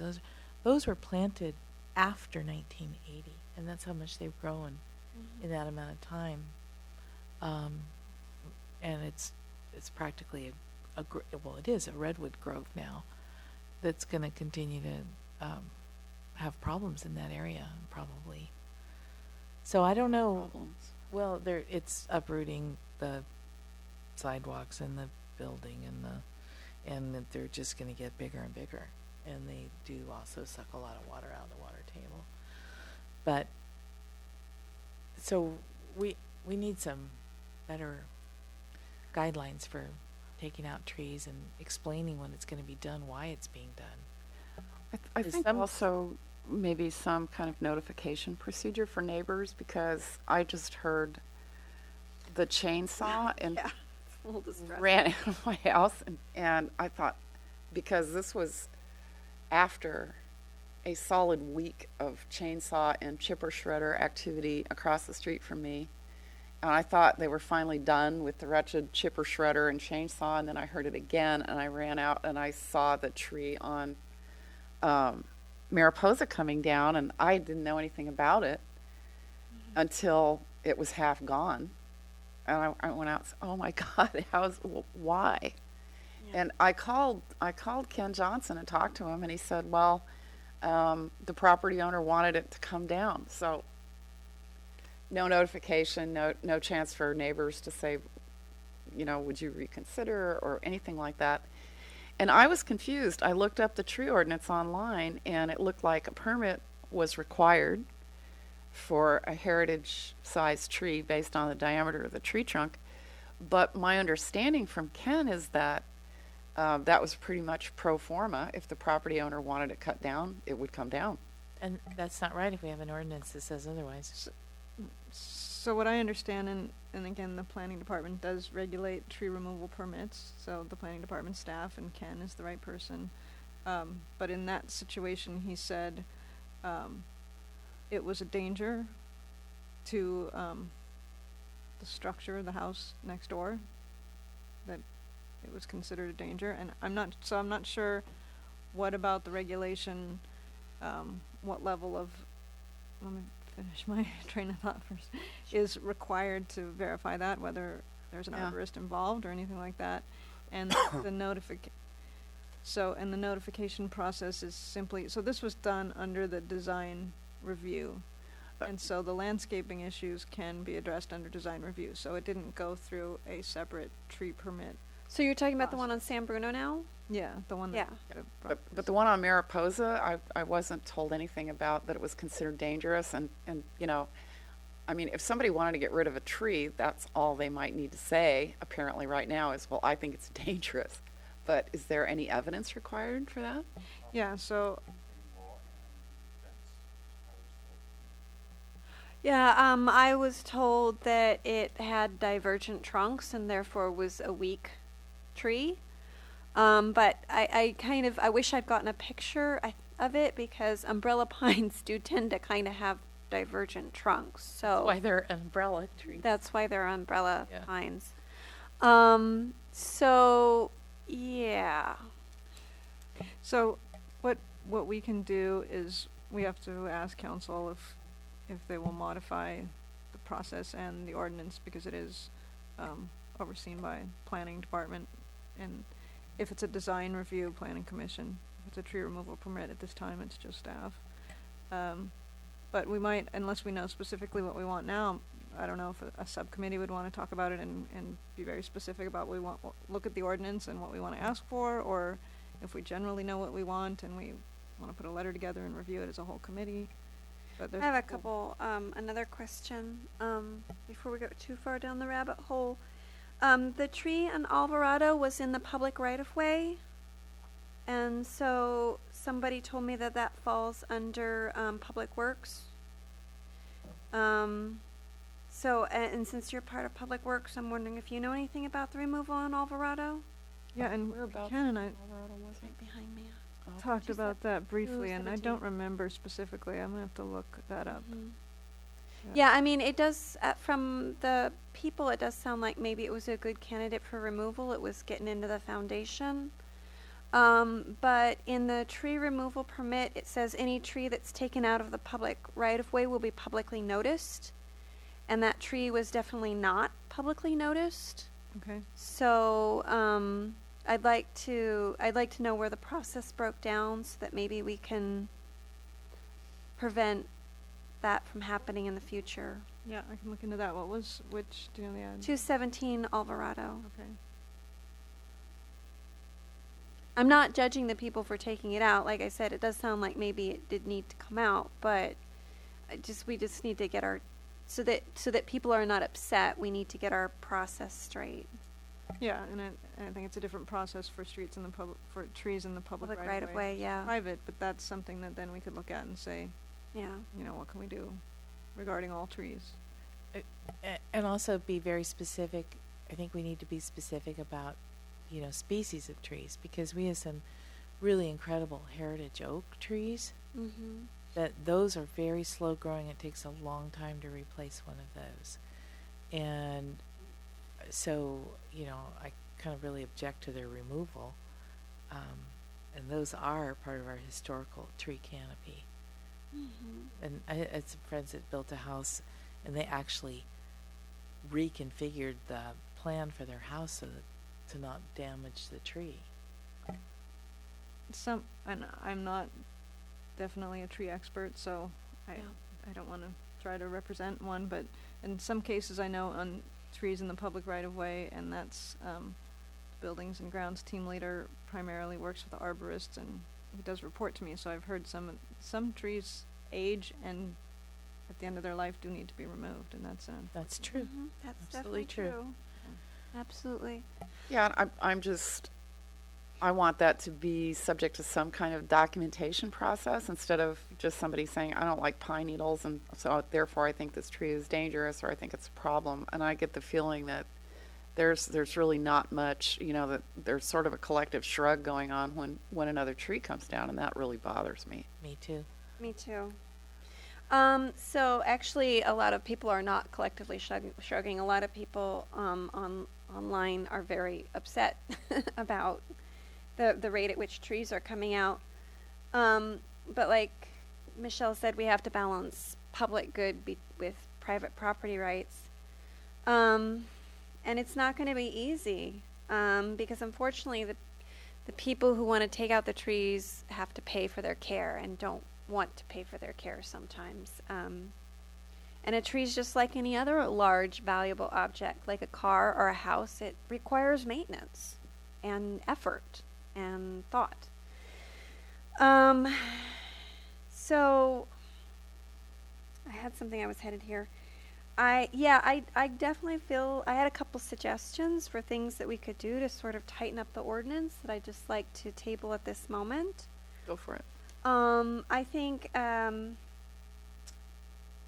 we can go through the list of reasons for removing a tree, but I think some of those should definitely require an arborist to sign off. Yeah. Because, like, the divergent, okay, assuming what I know is correct about the umbrella pine, I don't have a picture of it to go back and look at it, but to say it has divergent trunks when it's an umbrella pine is a weak argument. So for something like that, I think there should be an arborist required to come out and take a look at a tree and say, oh yes, this is more divergent than it should be and is potentially a hazard. I'd also like to see trees over X number of feet publicly noticed. Not just by girth. I mean, girth is easy because anybody can go out there and measure it. Height's a little more tricky. But I'm thinking, and we can talk and discuss and refine this, I'm thinking something like 20 or 25 feet if it's coming, or maybe 30 feet if it's coming well above the surrounding buildings, so that it has serious visual impact and is an upper story shade tree for the neighborhood. I would like to see that publicly noticed. I also, very much to what Glenn said, people who are taking out upper story trees and replacing them with lower story trees. I mean, they're two different animals, really. Yeah. I would like to see if people take out an upper story tree, but maybe they can't put back in an upper story tree because of their location and they've built a house there now and it's no longer appropriate to have an upper story tree. But maybe if they can't put in an upper story tree, maybe they have to put in 2 low story trees or something. I just feel like we're losing a lot. We're taking big and replacing it with small, and that's a lot of volume loss. Or taking big and replacing it with a building. Yeah. There's that too. There's some, and maybe you guys know more about it, but to some degree, some trees you want to plant smaller to establish better, right? Like sometimes. Yeah, but I'm We're talking about the about their mature size. Mature size, yeah. I'm talking because each tree will get approximately to such and such a height. And an upper story tree is a tree that it has an actual range. If you look up online, it's trees that are over X number of feet is called an upper story tree, as opposed to a mid or a low story tree. And it doesn't. I don't really, it would be nice if they were putting in big, like 15 or 24-inch box trees. But if they put in a 5-gallon, that's aggravating, but not as aggravating as replacing an upper story tree with a tree that's ever only going to get 10 feet tall. Mm-hmm. Yeah. That is more aggravating to me. And I would like to choose my battles. So I actually talked to Ken and got a bunch of, I reviewed the last 6 months worth of tree removal permits. Wow. Good job. So I can tell you, because I wanted to understand, because in each case, I want to sympathize with the property owner that this tree was causing a problem. Maybe there was a good reason for it to come out. But How many were there? I'm just going to finish one more thought. I didn't get to see all of the permits, so I don't actually have all the reasons that things were taken out. I would have liked to have seen that, but I didn't. What I can tell you is that in the last 6 months, there were 24 permits. That's a lot. Only 2 were denied.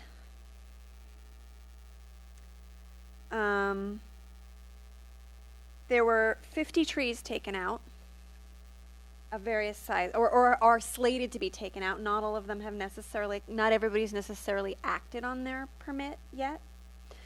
19 of those were up at Altamar. So I don't know why they're taking, they may have been eucalyptus or something, I don't know why 19 trees are coming out at Altamar. That's not a bad thing. Okay. I'll explain that in a minute. Okay. So that was a big chunk of the 50. That's almost half of it right there. And then Ken said it's at the discretion whether or not a replacement tree is required on private property. And this is all lumped together, like commercial and residential in my little cheat sheet here. There are supposed to be 36 trees going back in. So I would like to see more, of course, being me. But, you know, I think overall that's a pretty good rate it really needs to be more than 50 going in because we should be reforesting. But it's not, it doesn't, the numbers aren't as bad as it feels. It feels much Worse. It feels much worse. It feels much scarier, the rate at which trees are disappearing. Do we know what size the trees were when they were removed and what? Yeah. I have, in most cases, what type of tree came out. Okay. But I can't say, it doesn't say like how big they were, you know, and the permit, it doesn't say that it was over this caliper or under this caliper in most cases. So I don't have that information. Some of them are the you know, there's like a half a dozen Monterey pines in here, which we know have to come out. And most of those are in Crocker, and they are being replaced, so that's good. If you want to ask me any other questions, I will try to answer them. Good And job. He told me briefly that he'd sent you the information. And he Yeah, said that was very, very kind of him. I'm sure he had better things to do. Yeah, But spent a bit of time. He said that that number was higher than he'd seen in quite a while, that it was not typical this last 6 months that you asked for. And I would ask for the last year, but he Oh. sent me the last 6 you're months. right. And possibly after the rains, people were concerned that their trees were you know, in danger of falling, which maybe after the drought and then the rains. Yeah, If I mean, there that was a definitely fight. weakens trees. So, on the issue, I don't know exactly what the permit says for Altamar. But Not much. That one didn't say much. So Okay, please so what- inform me. Well, this is my personal opinion. I don't know what the permit said. But the trees that were planted at the Northeast Ridge have gotten too tall. And that was unexpected because when the HCP was written and the development agreement was written, and it says in there to plant trees and allow them to grow to their height, et cetera, not realizing that that was a double-edged sword and it would impede flight of the Okay. butterflies, and the trees that they planted have gotten now taller than the buildings and does indeed impede butterfly flow. Okay. And they also picked a species that is akin to eucalyptus. Okay. And so I'm not opposed to the removal and replacement of those trees with things that are more suited for the habitat because that's a special case. Yeah, yeah. The other thing that concerns me a lot is that part of the increase in the tree removal, besides the intense infill development that we're going through right now, but people did lose trees due to the drought. Yeah. Okay. But I just want to caution us not to, in this period of time, not to suddenly start issuing permits where people are like, oh, my tree's sick, it just dropped all of its leaves. We had an extremely intense heat wave of unprecedented temperatures. Oh, yeah, my cherry tree's scorched. 106 degrees in Brisbane Yeah. for multiple days. Many of the buckeyes dropped their leaves in defense. Many ornamental trees dropped their leaves, or their leaves are fried and curled. My little tiny fig tree lost all of its leaves and is now resprouted with a whole new set of leaves. Yeah. So we need to be very cautious and prudent about issuing permits in the next period of time when people come and say, well, this tree's sick and it has to go. And it's probably not sick. It dropped its leaves in defense of the heat wave that we had. So I urge caution on that, and please, can you inform the planning staff of that? If Sure. you're really observant about what's going on with the trees, many of them got fried. I hope that Ken is familiar with that issue. I mean, If you're not thinking about it and somebody comes and says, my tree's sick, you know, if you're not watching and looking at what's happening out there, you may or may not be. I would hope that he would be, but I just want us to caution people who suddenly want to remove their trees because they think they're sick when really they're not. They'll bounce back. It's It hot. was hot. one thought that came to my mind when you guys were talking was, I don't remember who said it, but about maintenance being required. Was that Barbara? Yeah. That might be a good point for education, a little article in the Star, like, hey, remember that your tree needs to be trimmed every few years and needs, you know. Yeah. It needs water constantly. And get PG&E to do if it's the power lines, you know. PG&E You don't have, if it's the power lines, you don't have to do it. PG&E will do it. But they'll kind of only, they won't shape your tree. They'll kind of, Yeah, they'll make it Yeah. U-shaped. Yeah, they will. They won't do a pretty job, but it's free, and you don't want to be working around those power lines anyway, so take Well, advantage of it. right, reminder about PG&E. But in terms of like thinning and shaping, you're not really going to get that out of PG&E, I don't think. Yeah. Yeah. And cleaning gutters, you know, I gotta clean my gutters all the time. Yep. You know, it's just, it is what it is. One other note on trees, there are still a couple really dead Monterey pines right on the borderline of Brisbane Elementary. Yeah, you said you sent something to them, but Kima, you're on the school board. Has the school board gotten that letter, responded to it? To the Yeah. district office? Yeah, I think so. Okay. Did they, do you know if they've? Well, school board doesn't typically deal with requests for tree removal because we're a Okay. governance board. I was just hoping you knew if it had come before you as a budget item or anything. No, okay. I was a hope. That would be up to our maintenance Okay. staff. Let me look back and we can resend the letter. These were, Okay. they're along the driveway that comes out on San Bruno, right, is what you, No, they're Alvarado side. They're on. Alvarado. They parallel Alvarado Street. There's a sort of embankment Slope, that comes right. up from Alvarado, and the trees are at the top of that embankment. They're just on the border of the playing field Right. at Brisbane Elementary, and I think there are at least 2 trees, and they're really big and they're really dead. Yeah. Yeah. 2 to 3. They shade my house in the morning. I'll miss them when they're gone, but they gotta go. They gotta go. That's another thing I want to just communicate to the public is at least, you know, and somebody jump in if I'm wrong, but it's my understanding that it's really only the Monterey pines that suffer catastrophically from the bark beetles. And I've just heard people, when talking about taking out other pines, oh, well, it must have bark beetles. And no. Unfortunately, I think that bark beetles will inhabit other pine trees, but they're not susceptible, so they don't succumb the way the Monterey pines do and become, you know. The Monterey pine is getting some kind of a fungus disease, which I think is carried by the bark beetle, but it's not Yeah. the bark beetle itself. Hmm. But Pine those pitch canker is another. those big umbrella pines were not, they weren't losing needles. They didn't have red needles on them. They looked perfectly healthy. I'm not an arborist, but they looked perfectly fine. They both look of them. perfectly fine to me too. So- unfortunately. Is the umbrella pine the one that was across the street from you, or that was the one on the side? There was one umbrella pine. There were a total of, I think, 7 trees removed from that site. And the umbrella pine was the biggest one, and it was in the far corner of the lot. And I didn't quite I still don't understand why its removal was necessary to proceed with the construction, because Well, again, Right, I back thought in- Ken said it was unsafe.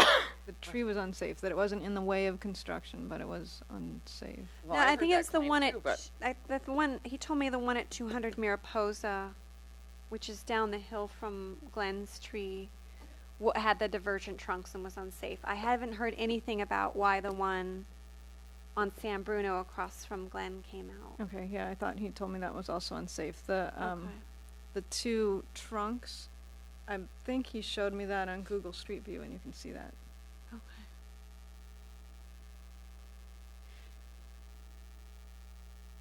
So You couldn't see the one on San Bruno from Google Street View, I don't think. okay, it was right, 'cause further that was back. further back, right? So maybe we're thinking of the one on Mariposa, but I'm not sure.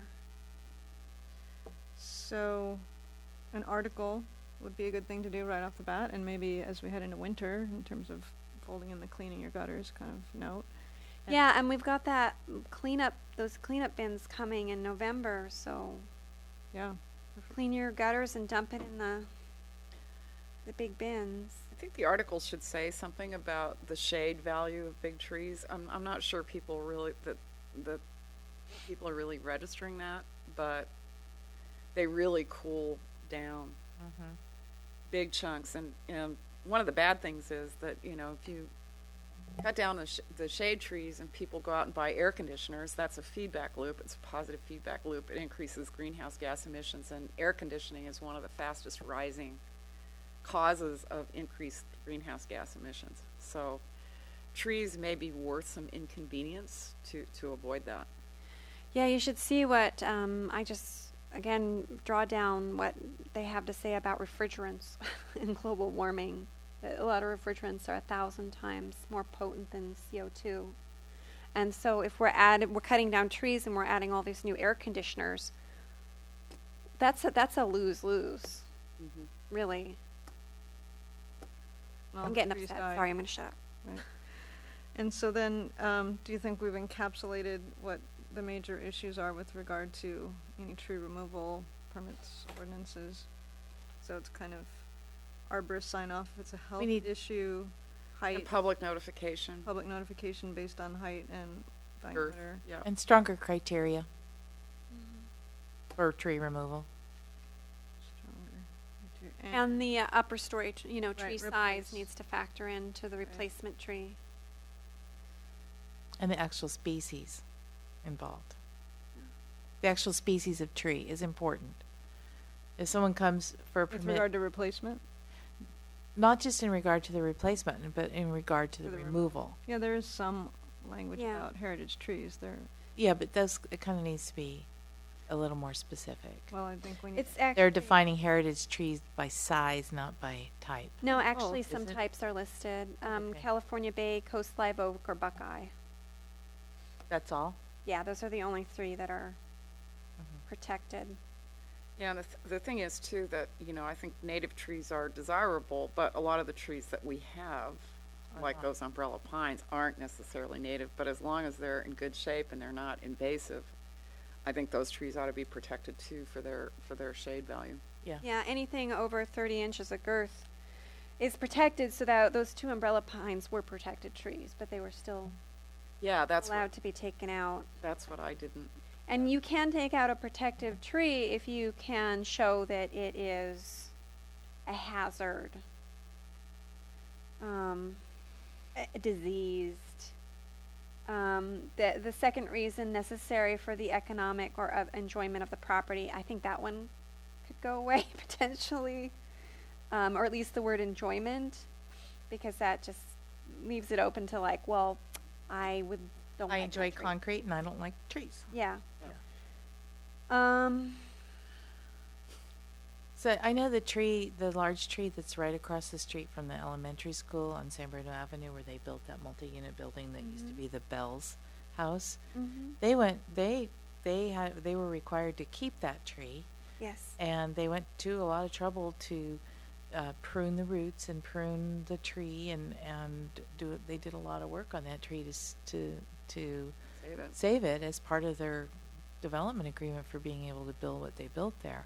Yeah. And yet that didn't even enter into it for the tree on Alvarado, and which was also kind of on the public right of way. Yeah. And so I don't understand why it just doesn't seem fair It doesn't seem consistent. or Either. consistent. Yeah. Yeah. And I think right now we're so into like housing that we're kind of blinded to some of the other nuances that happen with infill housing and remodels and enlargements and other things that it kind of it needs to be a balance, and there needs to be more oversight and more criteria for doing that type of thing. Okay, but I think we do need to mention that balancing private property rights versus public good, that if, somebody needs to evaluate that if someone wants to develop a property or whatever the case, let's assume a blank piece of land that you're going to build a house on, that they can fit what they need to do and how that fits with the trees that are on site. I mean, somebody's got to make that determination, you know. And that's Yeah. maybe in a case why we have a planning commission that reviews that level beyond staff, but I think that's just part of what we're saying. So I guess at this point, staff can draft that into a letter unless someone on the committee is volunteering to. And when you say stronger criteria, I think that we want to say that consideration is given for the value of the tree to shade and the issues with climate change and some language to that effect. That's the thing that we want to be a factor when these are reviewed. And the amount of time invested in growing a tree that size. Yeah. Like we have a tree that's gotten quite large, but it's a locust tree, and it's like a weed. Okay. It's horrible. It's now really expensive to get rid of. But that's different than like an oak or an umbrella pine that's taken, 30, 40, 50 years to get to this size as opposed to 10. So, Okay. Time to maturity. So will we be reviewing this letter? Yeah, definitely. Great. Thank you. And this will go to city council? Yeah. Okay. I had one other thing with trees is I thought this is kind of going out on a limb. No pun intended. Yeah. I wouldn't say that. But I was thinking about Parkside and the quarry dust and everything, and I was thinking and screening, and I know poplars are not native trees, but I don't think we have a native tree that's really good at being sky hedge. And so something like a poplar or something's equivalent. I was thinking, can we plant those at the end of the Parkside project now, so that when Parkside is hopefully eventually developed, those big trees to screen the dust and the noise, and to separate the commercial from the residential are mature. I mean, this is the way I think. Is that something we could do? Is it something the committee wants to do? Is that something that the park, would we include it in the Parkside plan? Would you just give us trees in buckets and we'll go out there? I mean, what do we do? Where's, I'm not sure where the perimeter is that you're, So, it's is it public property, private? I guess that would be private property, so we'd have to probably work with the property owners. I can't remember which two businesses mark the end of Parkside and the beginning of the commercial, what lot that is. It's on Park Lane. Yeah, somewhere. yeah, it's out Park Lane. I mean, I don't have an answer. Don't look at me like I have an answer to Okay. this. I was just thinking, I'm sorry. Yeah. You might want to map it out and bring that back to the next meeting for discussion. Okay, that's fine. Also, this is getting a little personal, but I was talking to somebody else, and she's like, she and I are like, we're just gonna plant trees. And does anybody know anything about like how a Friends of the Urban Forest chapter would get started if citizens wanted to step up and I start would planting say trees? contact them Okay. and see what, you know. Yeah, the way Friends of the Urban Forest works is that they they tour neighborhoods and ask people if they want a tree planted, and there is a fee Yeah. to plant a tree. I think it's $75. Yeah. Friends of the Urban Forest will maintain it, Mm-hmm. but That's what we were thinking about doing, but I don't know how to start that. well, the thing to do would be to talk to them. Okay. Okay. I wonder if I had any additional information, but I'll just call them. Yeah, I don't think they're active outside of San Francisco, but they No. might be able to say something about how to do it. Okay. I'm gonna put a note in my calendar. Shall we move on? It's already 8:30. Yeah, let's. Yeah. We still have several things on the agenda. Subcommittee reports, calendar items, and chair and committee matters. Okay.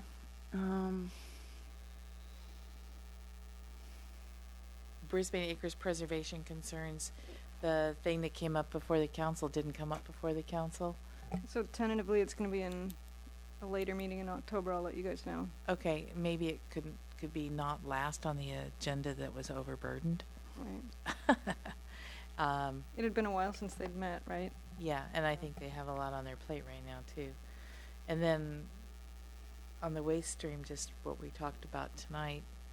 Sorry to jump around. Open space plan update request to city council. Where's that at? Do we? And I haven't worked is with on Megan on the staff. invasive species ordinance either. Right, those are on staff, so. Okay. on my list. Oh.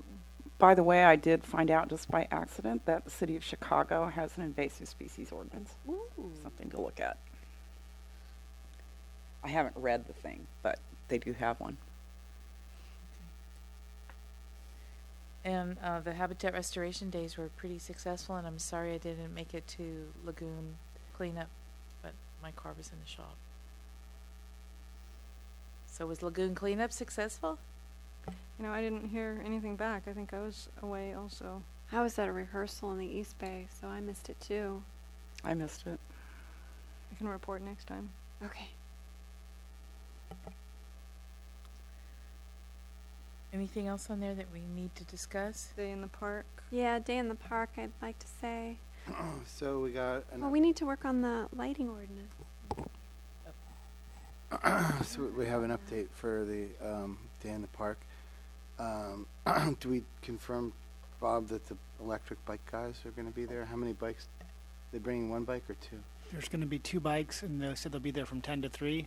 Lovely. And then we put an article in the Star that's going to be coming out that talks about that they'll be there with the OSEC booth. Awesome. And the OSEC booth and San Bruno Mountain Watch booth are going to be next to each other.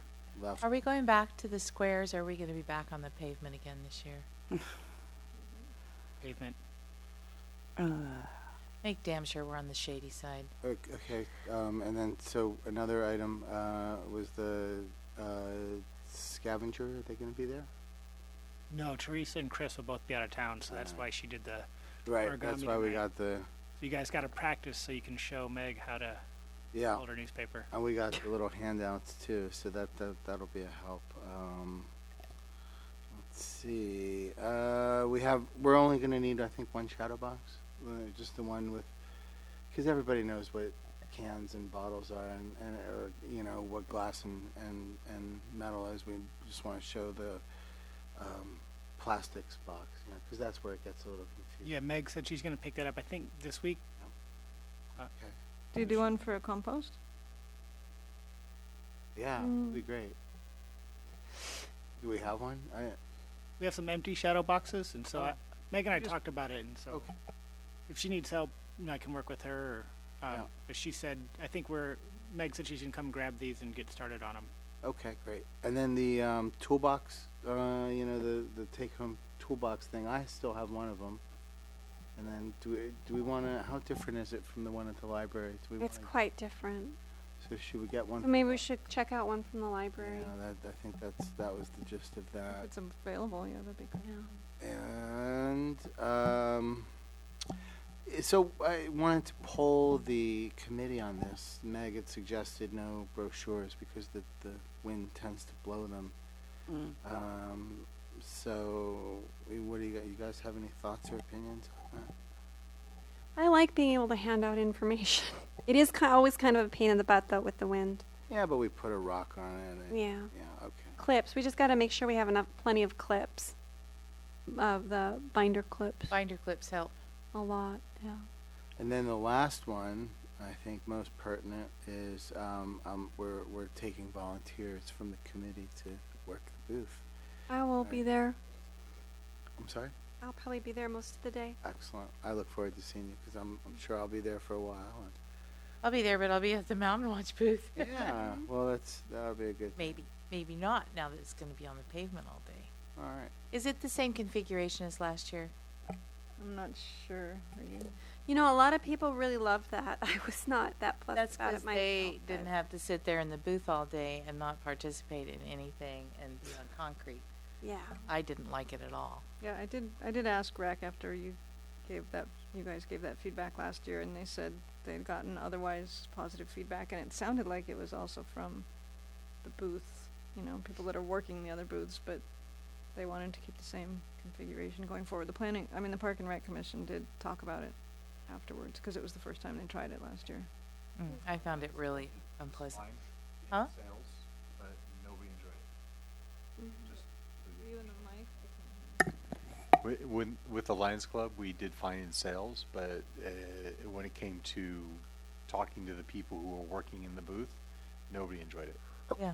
Well, maybe it's important to give that feedback to Park and Rec, because it seemed like they didn't get that much negative feedback, and that's why they wanted to continue doing it that way.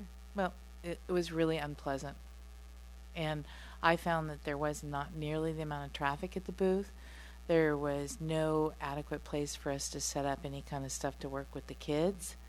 You know, like making buttons or doing coloring and stuff like that. And that, to me, that I felt like I was next to Day in the Park and not at Day in the Park. And I was really unhappy about Day it. in the street. Yeah, we were day on the street. And frankly, I can't stand or sit on concrete all day long like that, as opposed to being on the lawn. It's much different. And it was really tough on the volunteers and the people who were doing the booths. Well, maybe we could, I don't know if staff wants to carry that to Park and Rec or not. And I'm willing to try it one more year and see if my opinions have improved. I mean, certainly it's going to happen whether we like it or not at this point. So could staff just please make sure we're on the shady side? Because if we're on this, I will not laugh I in won't the either. sun. I won't will be there not. if we're on the sunny side. I'm sorry. We're not in charge of the booth layout. I can pass that along, but I don't. Can you be the little bird? I can ask. I'm not sure. I know that they've Okay. already done all the layout. So, but besides the shady side, I don't know what that means. Is there a specific spot? On the north side. The side The face, away from the mountain. yeah, not facing The the side looking at the mountain is the side that's getting the sun. That's going All right. to the So, That was horrible for those people too. It's just, mountain. there okay. was no escaping it. Yeah, I'll wilt on that black Yeah. asphalt. Ugh. All right. I'll see. I'll. No promises, but I'll. Okay, thank you. Okay. All right, so that's the report. Of course, that means we're dooming somebody else, but Anyway, If you're a commercial vendor, I'm sorry, but it's a bad setup. It really is for the people who have to be there all day and participate, and that's what makes it part of Day in the Park, is the volunteers that come and the community groups that come, and if they make it so Unplugged. uncomfortable for the people who do that, it's not. You don't feel like you're part of the community. You don't feel like you're part of the Day in the Park. You feel like you're just adjunct to it. Well, like I said, I did pass that on very specifically. This is the same stuff you guys talked about after last fall, and they said they got otherwise positive feedback. So From who? I didn't get a list. People who got to stroll around yeah. and be in the I don't know, shade but then and drink at the beer place. Talk know? to the other people that have booths and make sure that everyone gives them feedback. So did the Lions Club people weigh in on this, Michael? We had discussions about it. It was mostly after that. You didn't make any comments to the park speeches, We and were more in the shade, so I can't really complain, because I did leave our area a few times and walked over and visited with y'all, and it was hot. It was hotter where you guys were. yeah, Okay. it's really And unpleasant. we were also right next to the beer garden, so that was kind of Refreshing. at least. Okay, well, pass it on again. Thank you. Okay, so we want to do a climate action plan. Climate action plan committee is still on for tomorrow afternoon, right? Yeah. So we're still working on an energy disclosure ordinance. We've gotten deep into the weeds on it. I think we came Had to pull a 180. Yeah, we're sort of back to requiring people to get an assessment done at point of sale. Because that's what's supported regionally. Yeah, because that is what's supported regionally. And we talked to Lisa Ponacorvo, who's now working with, what's the name of that outfit? Stop waste. Stop Waste, yeah. And she told us about the assessment procedure that they use, and that sounded pretty good. So that's where we'll pick it up again tomorrow. And let's see, environmentally preferred purchasing and staff training. I'm still working on the staff training slides, as Karen is too. Yeah, so that's And, evolving. pardon? That's evolving. We're trying to get that close. Making progress, but slowly. And preferred purchasing plan, we haven't really looked at that I lately. haven't done anything with that. I still want to kind of mentally wrap up the toolbox for myself. Because we were talking about folding some of our things into the county toolbox, but that hasn't happened. I did spend an extensive amount of time going through and making a list of all the products that ACE carries that I feel should qualify for our coupons. And I haven't finished up that. I was kind of waiting to see, has staff done anything about the account? Yeah, we did go over and talk to Billy, and Okay. we should talk tomorrow with the committee. He was, Okay. yeah, we all need to figure out what the easiest way is to do it, because he Yeah. was a little overwhelmed by the size of the list, and Okay. he seemed like he'd be willing to do, any faucet aerator under X dollars. Okay, because that's the opposite of what he told me. He told me he wanted the. Maybe we should talk to him together. Okay, Might be the let's do easiest that. thing to do.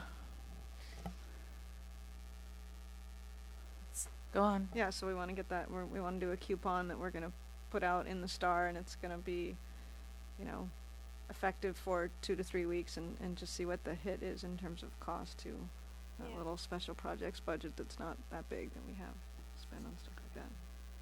Yeah, so that's about it for climate action plan and environmentally preferred purchasing and staff training. So those 3 things. And the toolbox, And the toolbox. which I'm still working on. The project that will not die. Okay. So let's see, what else we got going on here that we need to discuss tonight? Parkside plan representative? Do you have anything? There's hasn't been any meetings. Okay. Library shelf is in good shape, I guess. Yeah, I was trying to redo it, I think, with Megan every 2 months, and I gotta look on my calendar and see when we last did it so we can figure out when I need to do it again. Okay. Festival tree, I emailed the subcommittee. Michael, did you get that?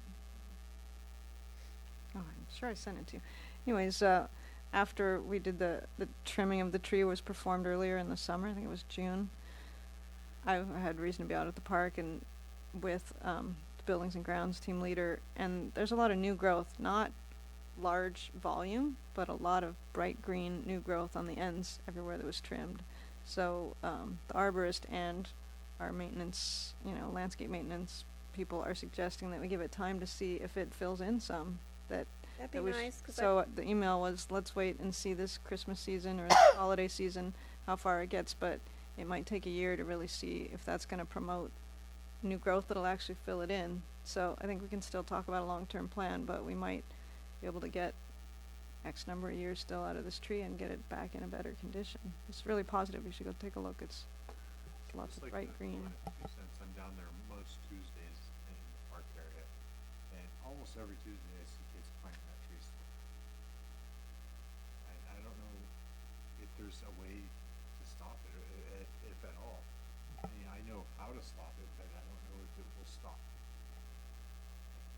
How to stop it is to trim all the branches up to 6 feet. Right. To stop it Right. climbing up there, but That's something we could look into, right? Because the There's- branches are low and it'd it's, be on a weekly basis, probably daily, but every once in a while. okay, well, let's look at that. Let's think about that. Okay, any other subcommittee reports that we need to talk about tonight? Megan and Camelia aren't here. Let's go on so we can wrap up. It's quarter Yeah, to 9. it's getting late.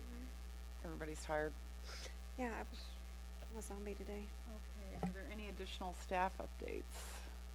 Oh, right. So I got a couple, just quickly, that still working on the EV charging station.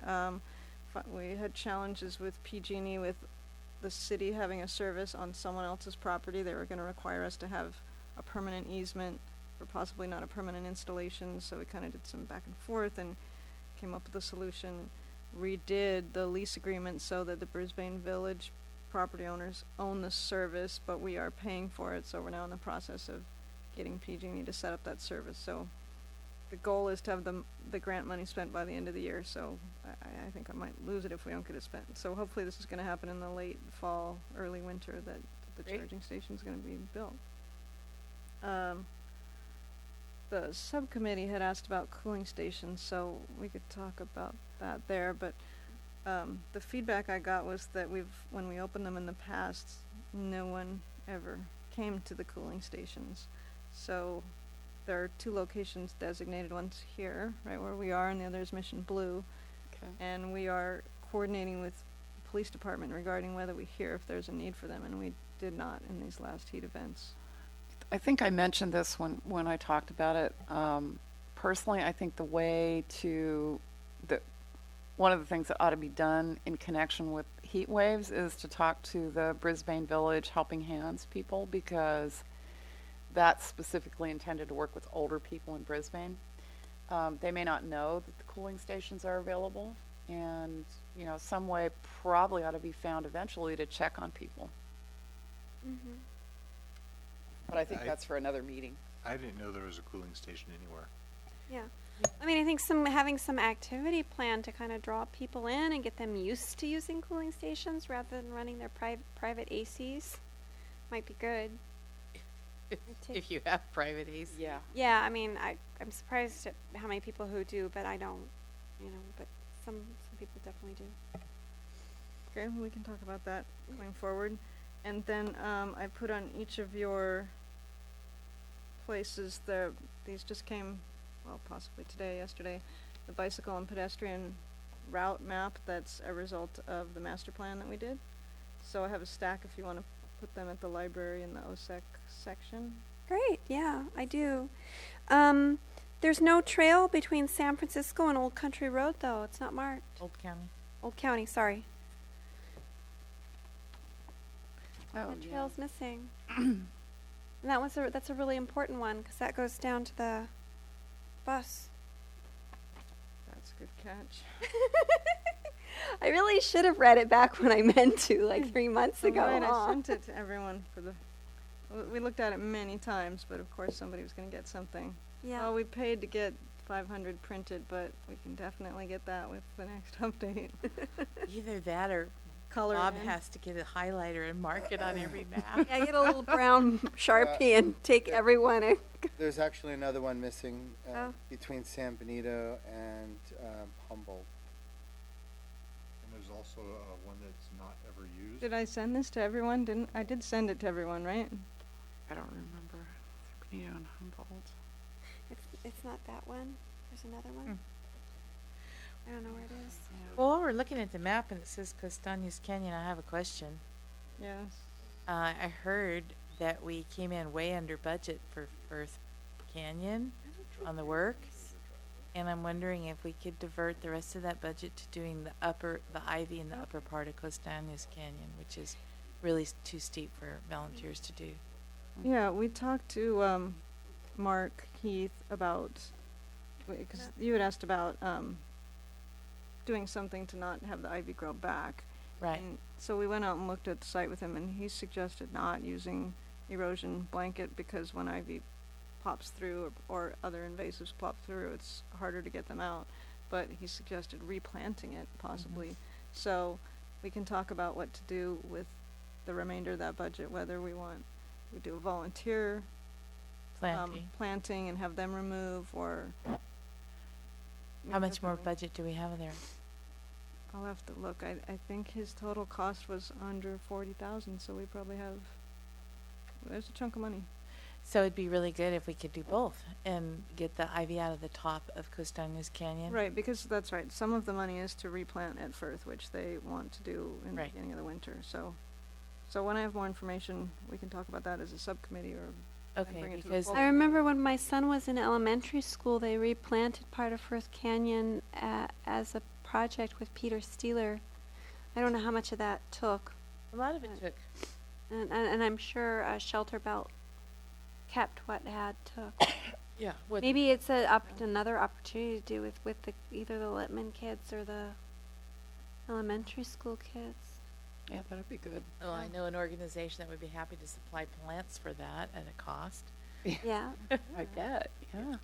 But we need to plan that as well. Yeah. Okay. But upper Costañas Canyon is beyond what volunteers can safely do in terms of ivy removal. Well, that could be the place to start, is to get an estimate for that and look at that. Okay. The maps, and Peninsula Sun Shares, we did some posting on Nextdoor and Facebook. They're gonna have, a call for staff this week, and they're gonna do another outreach push in early October. So, Bob, could you just put the agenda up, please?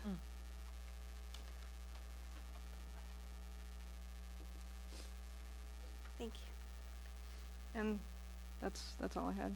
Okay. for Well, time. never mind. All right, I think we're done. Next meeting is October 25th. Move to adjourn? Second. All in favor? Aye. Well done.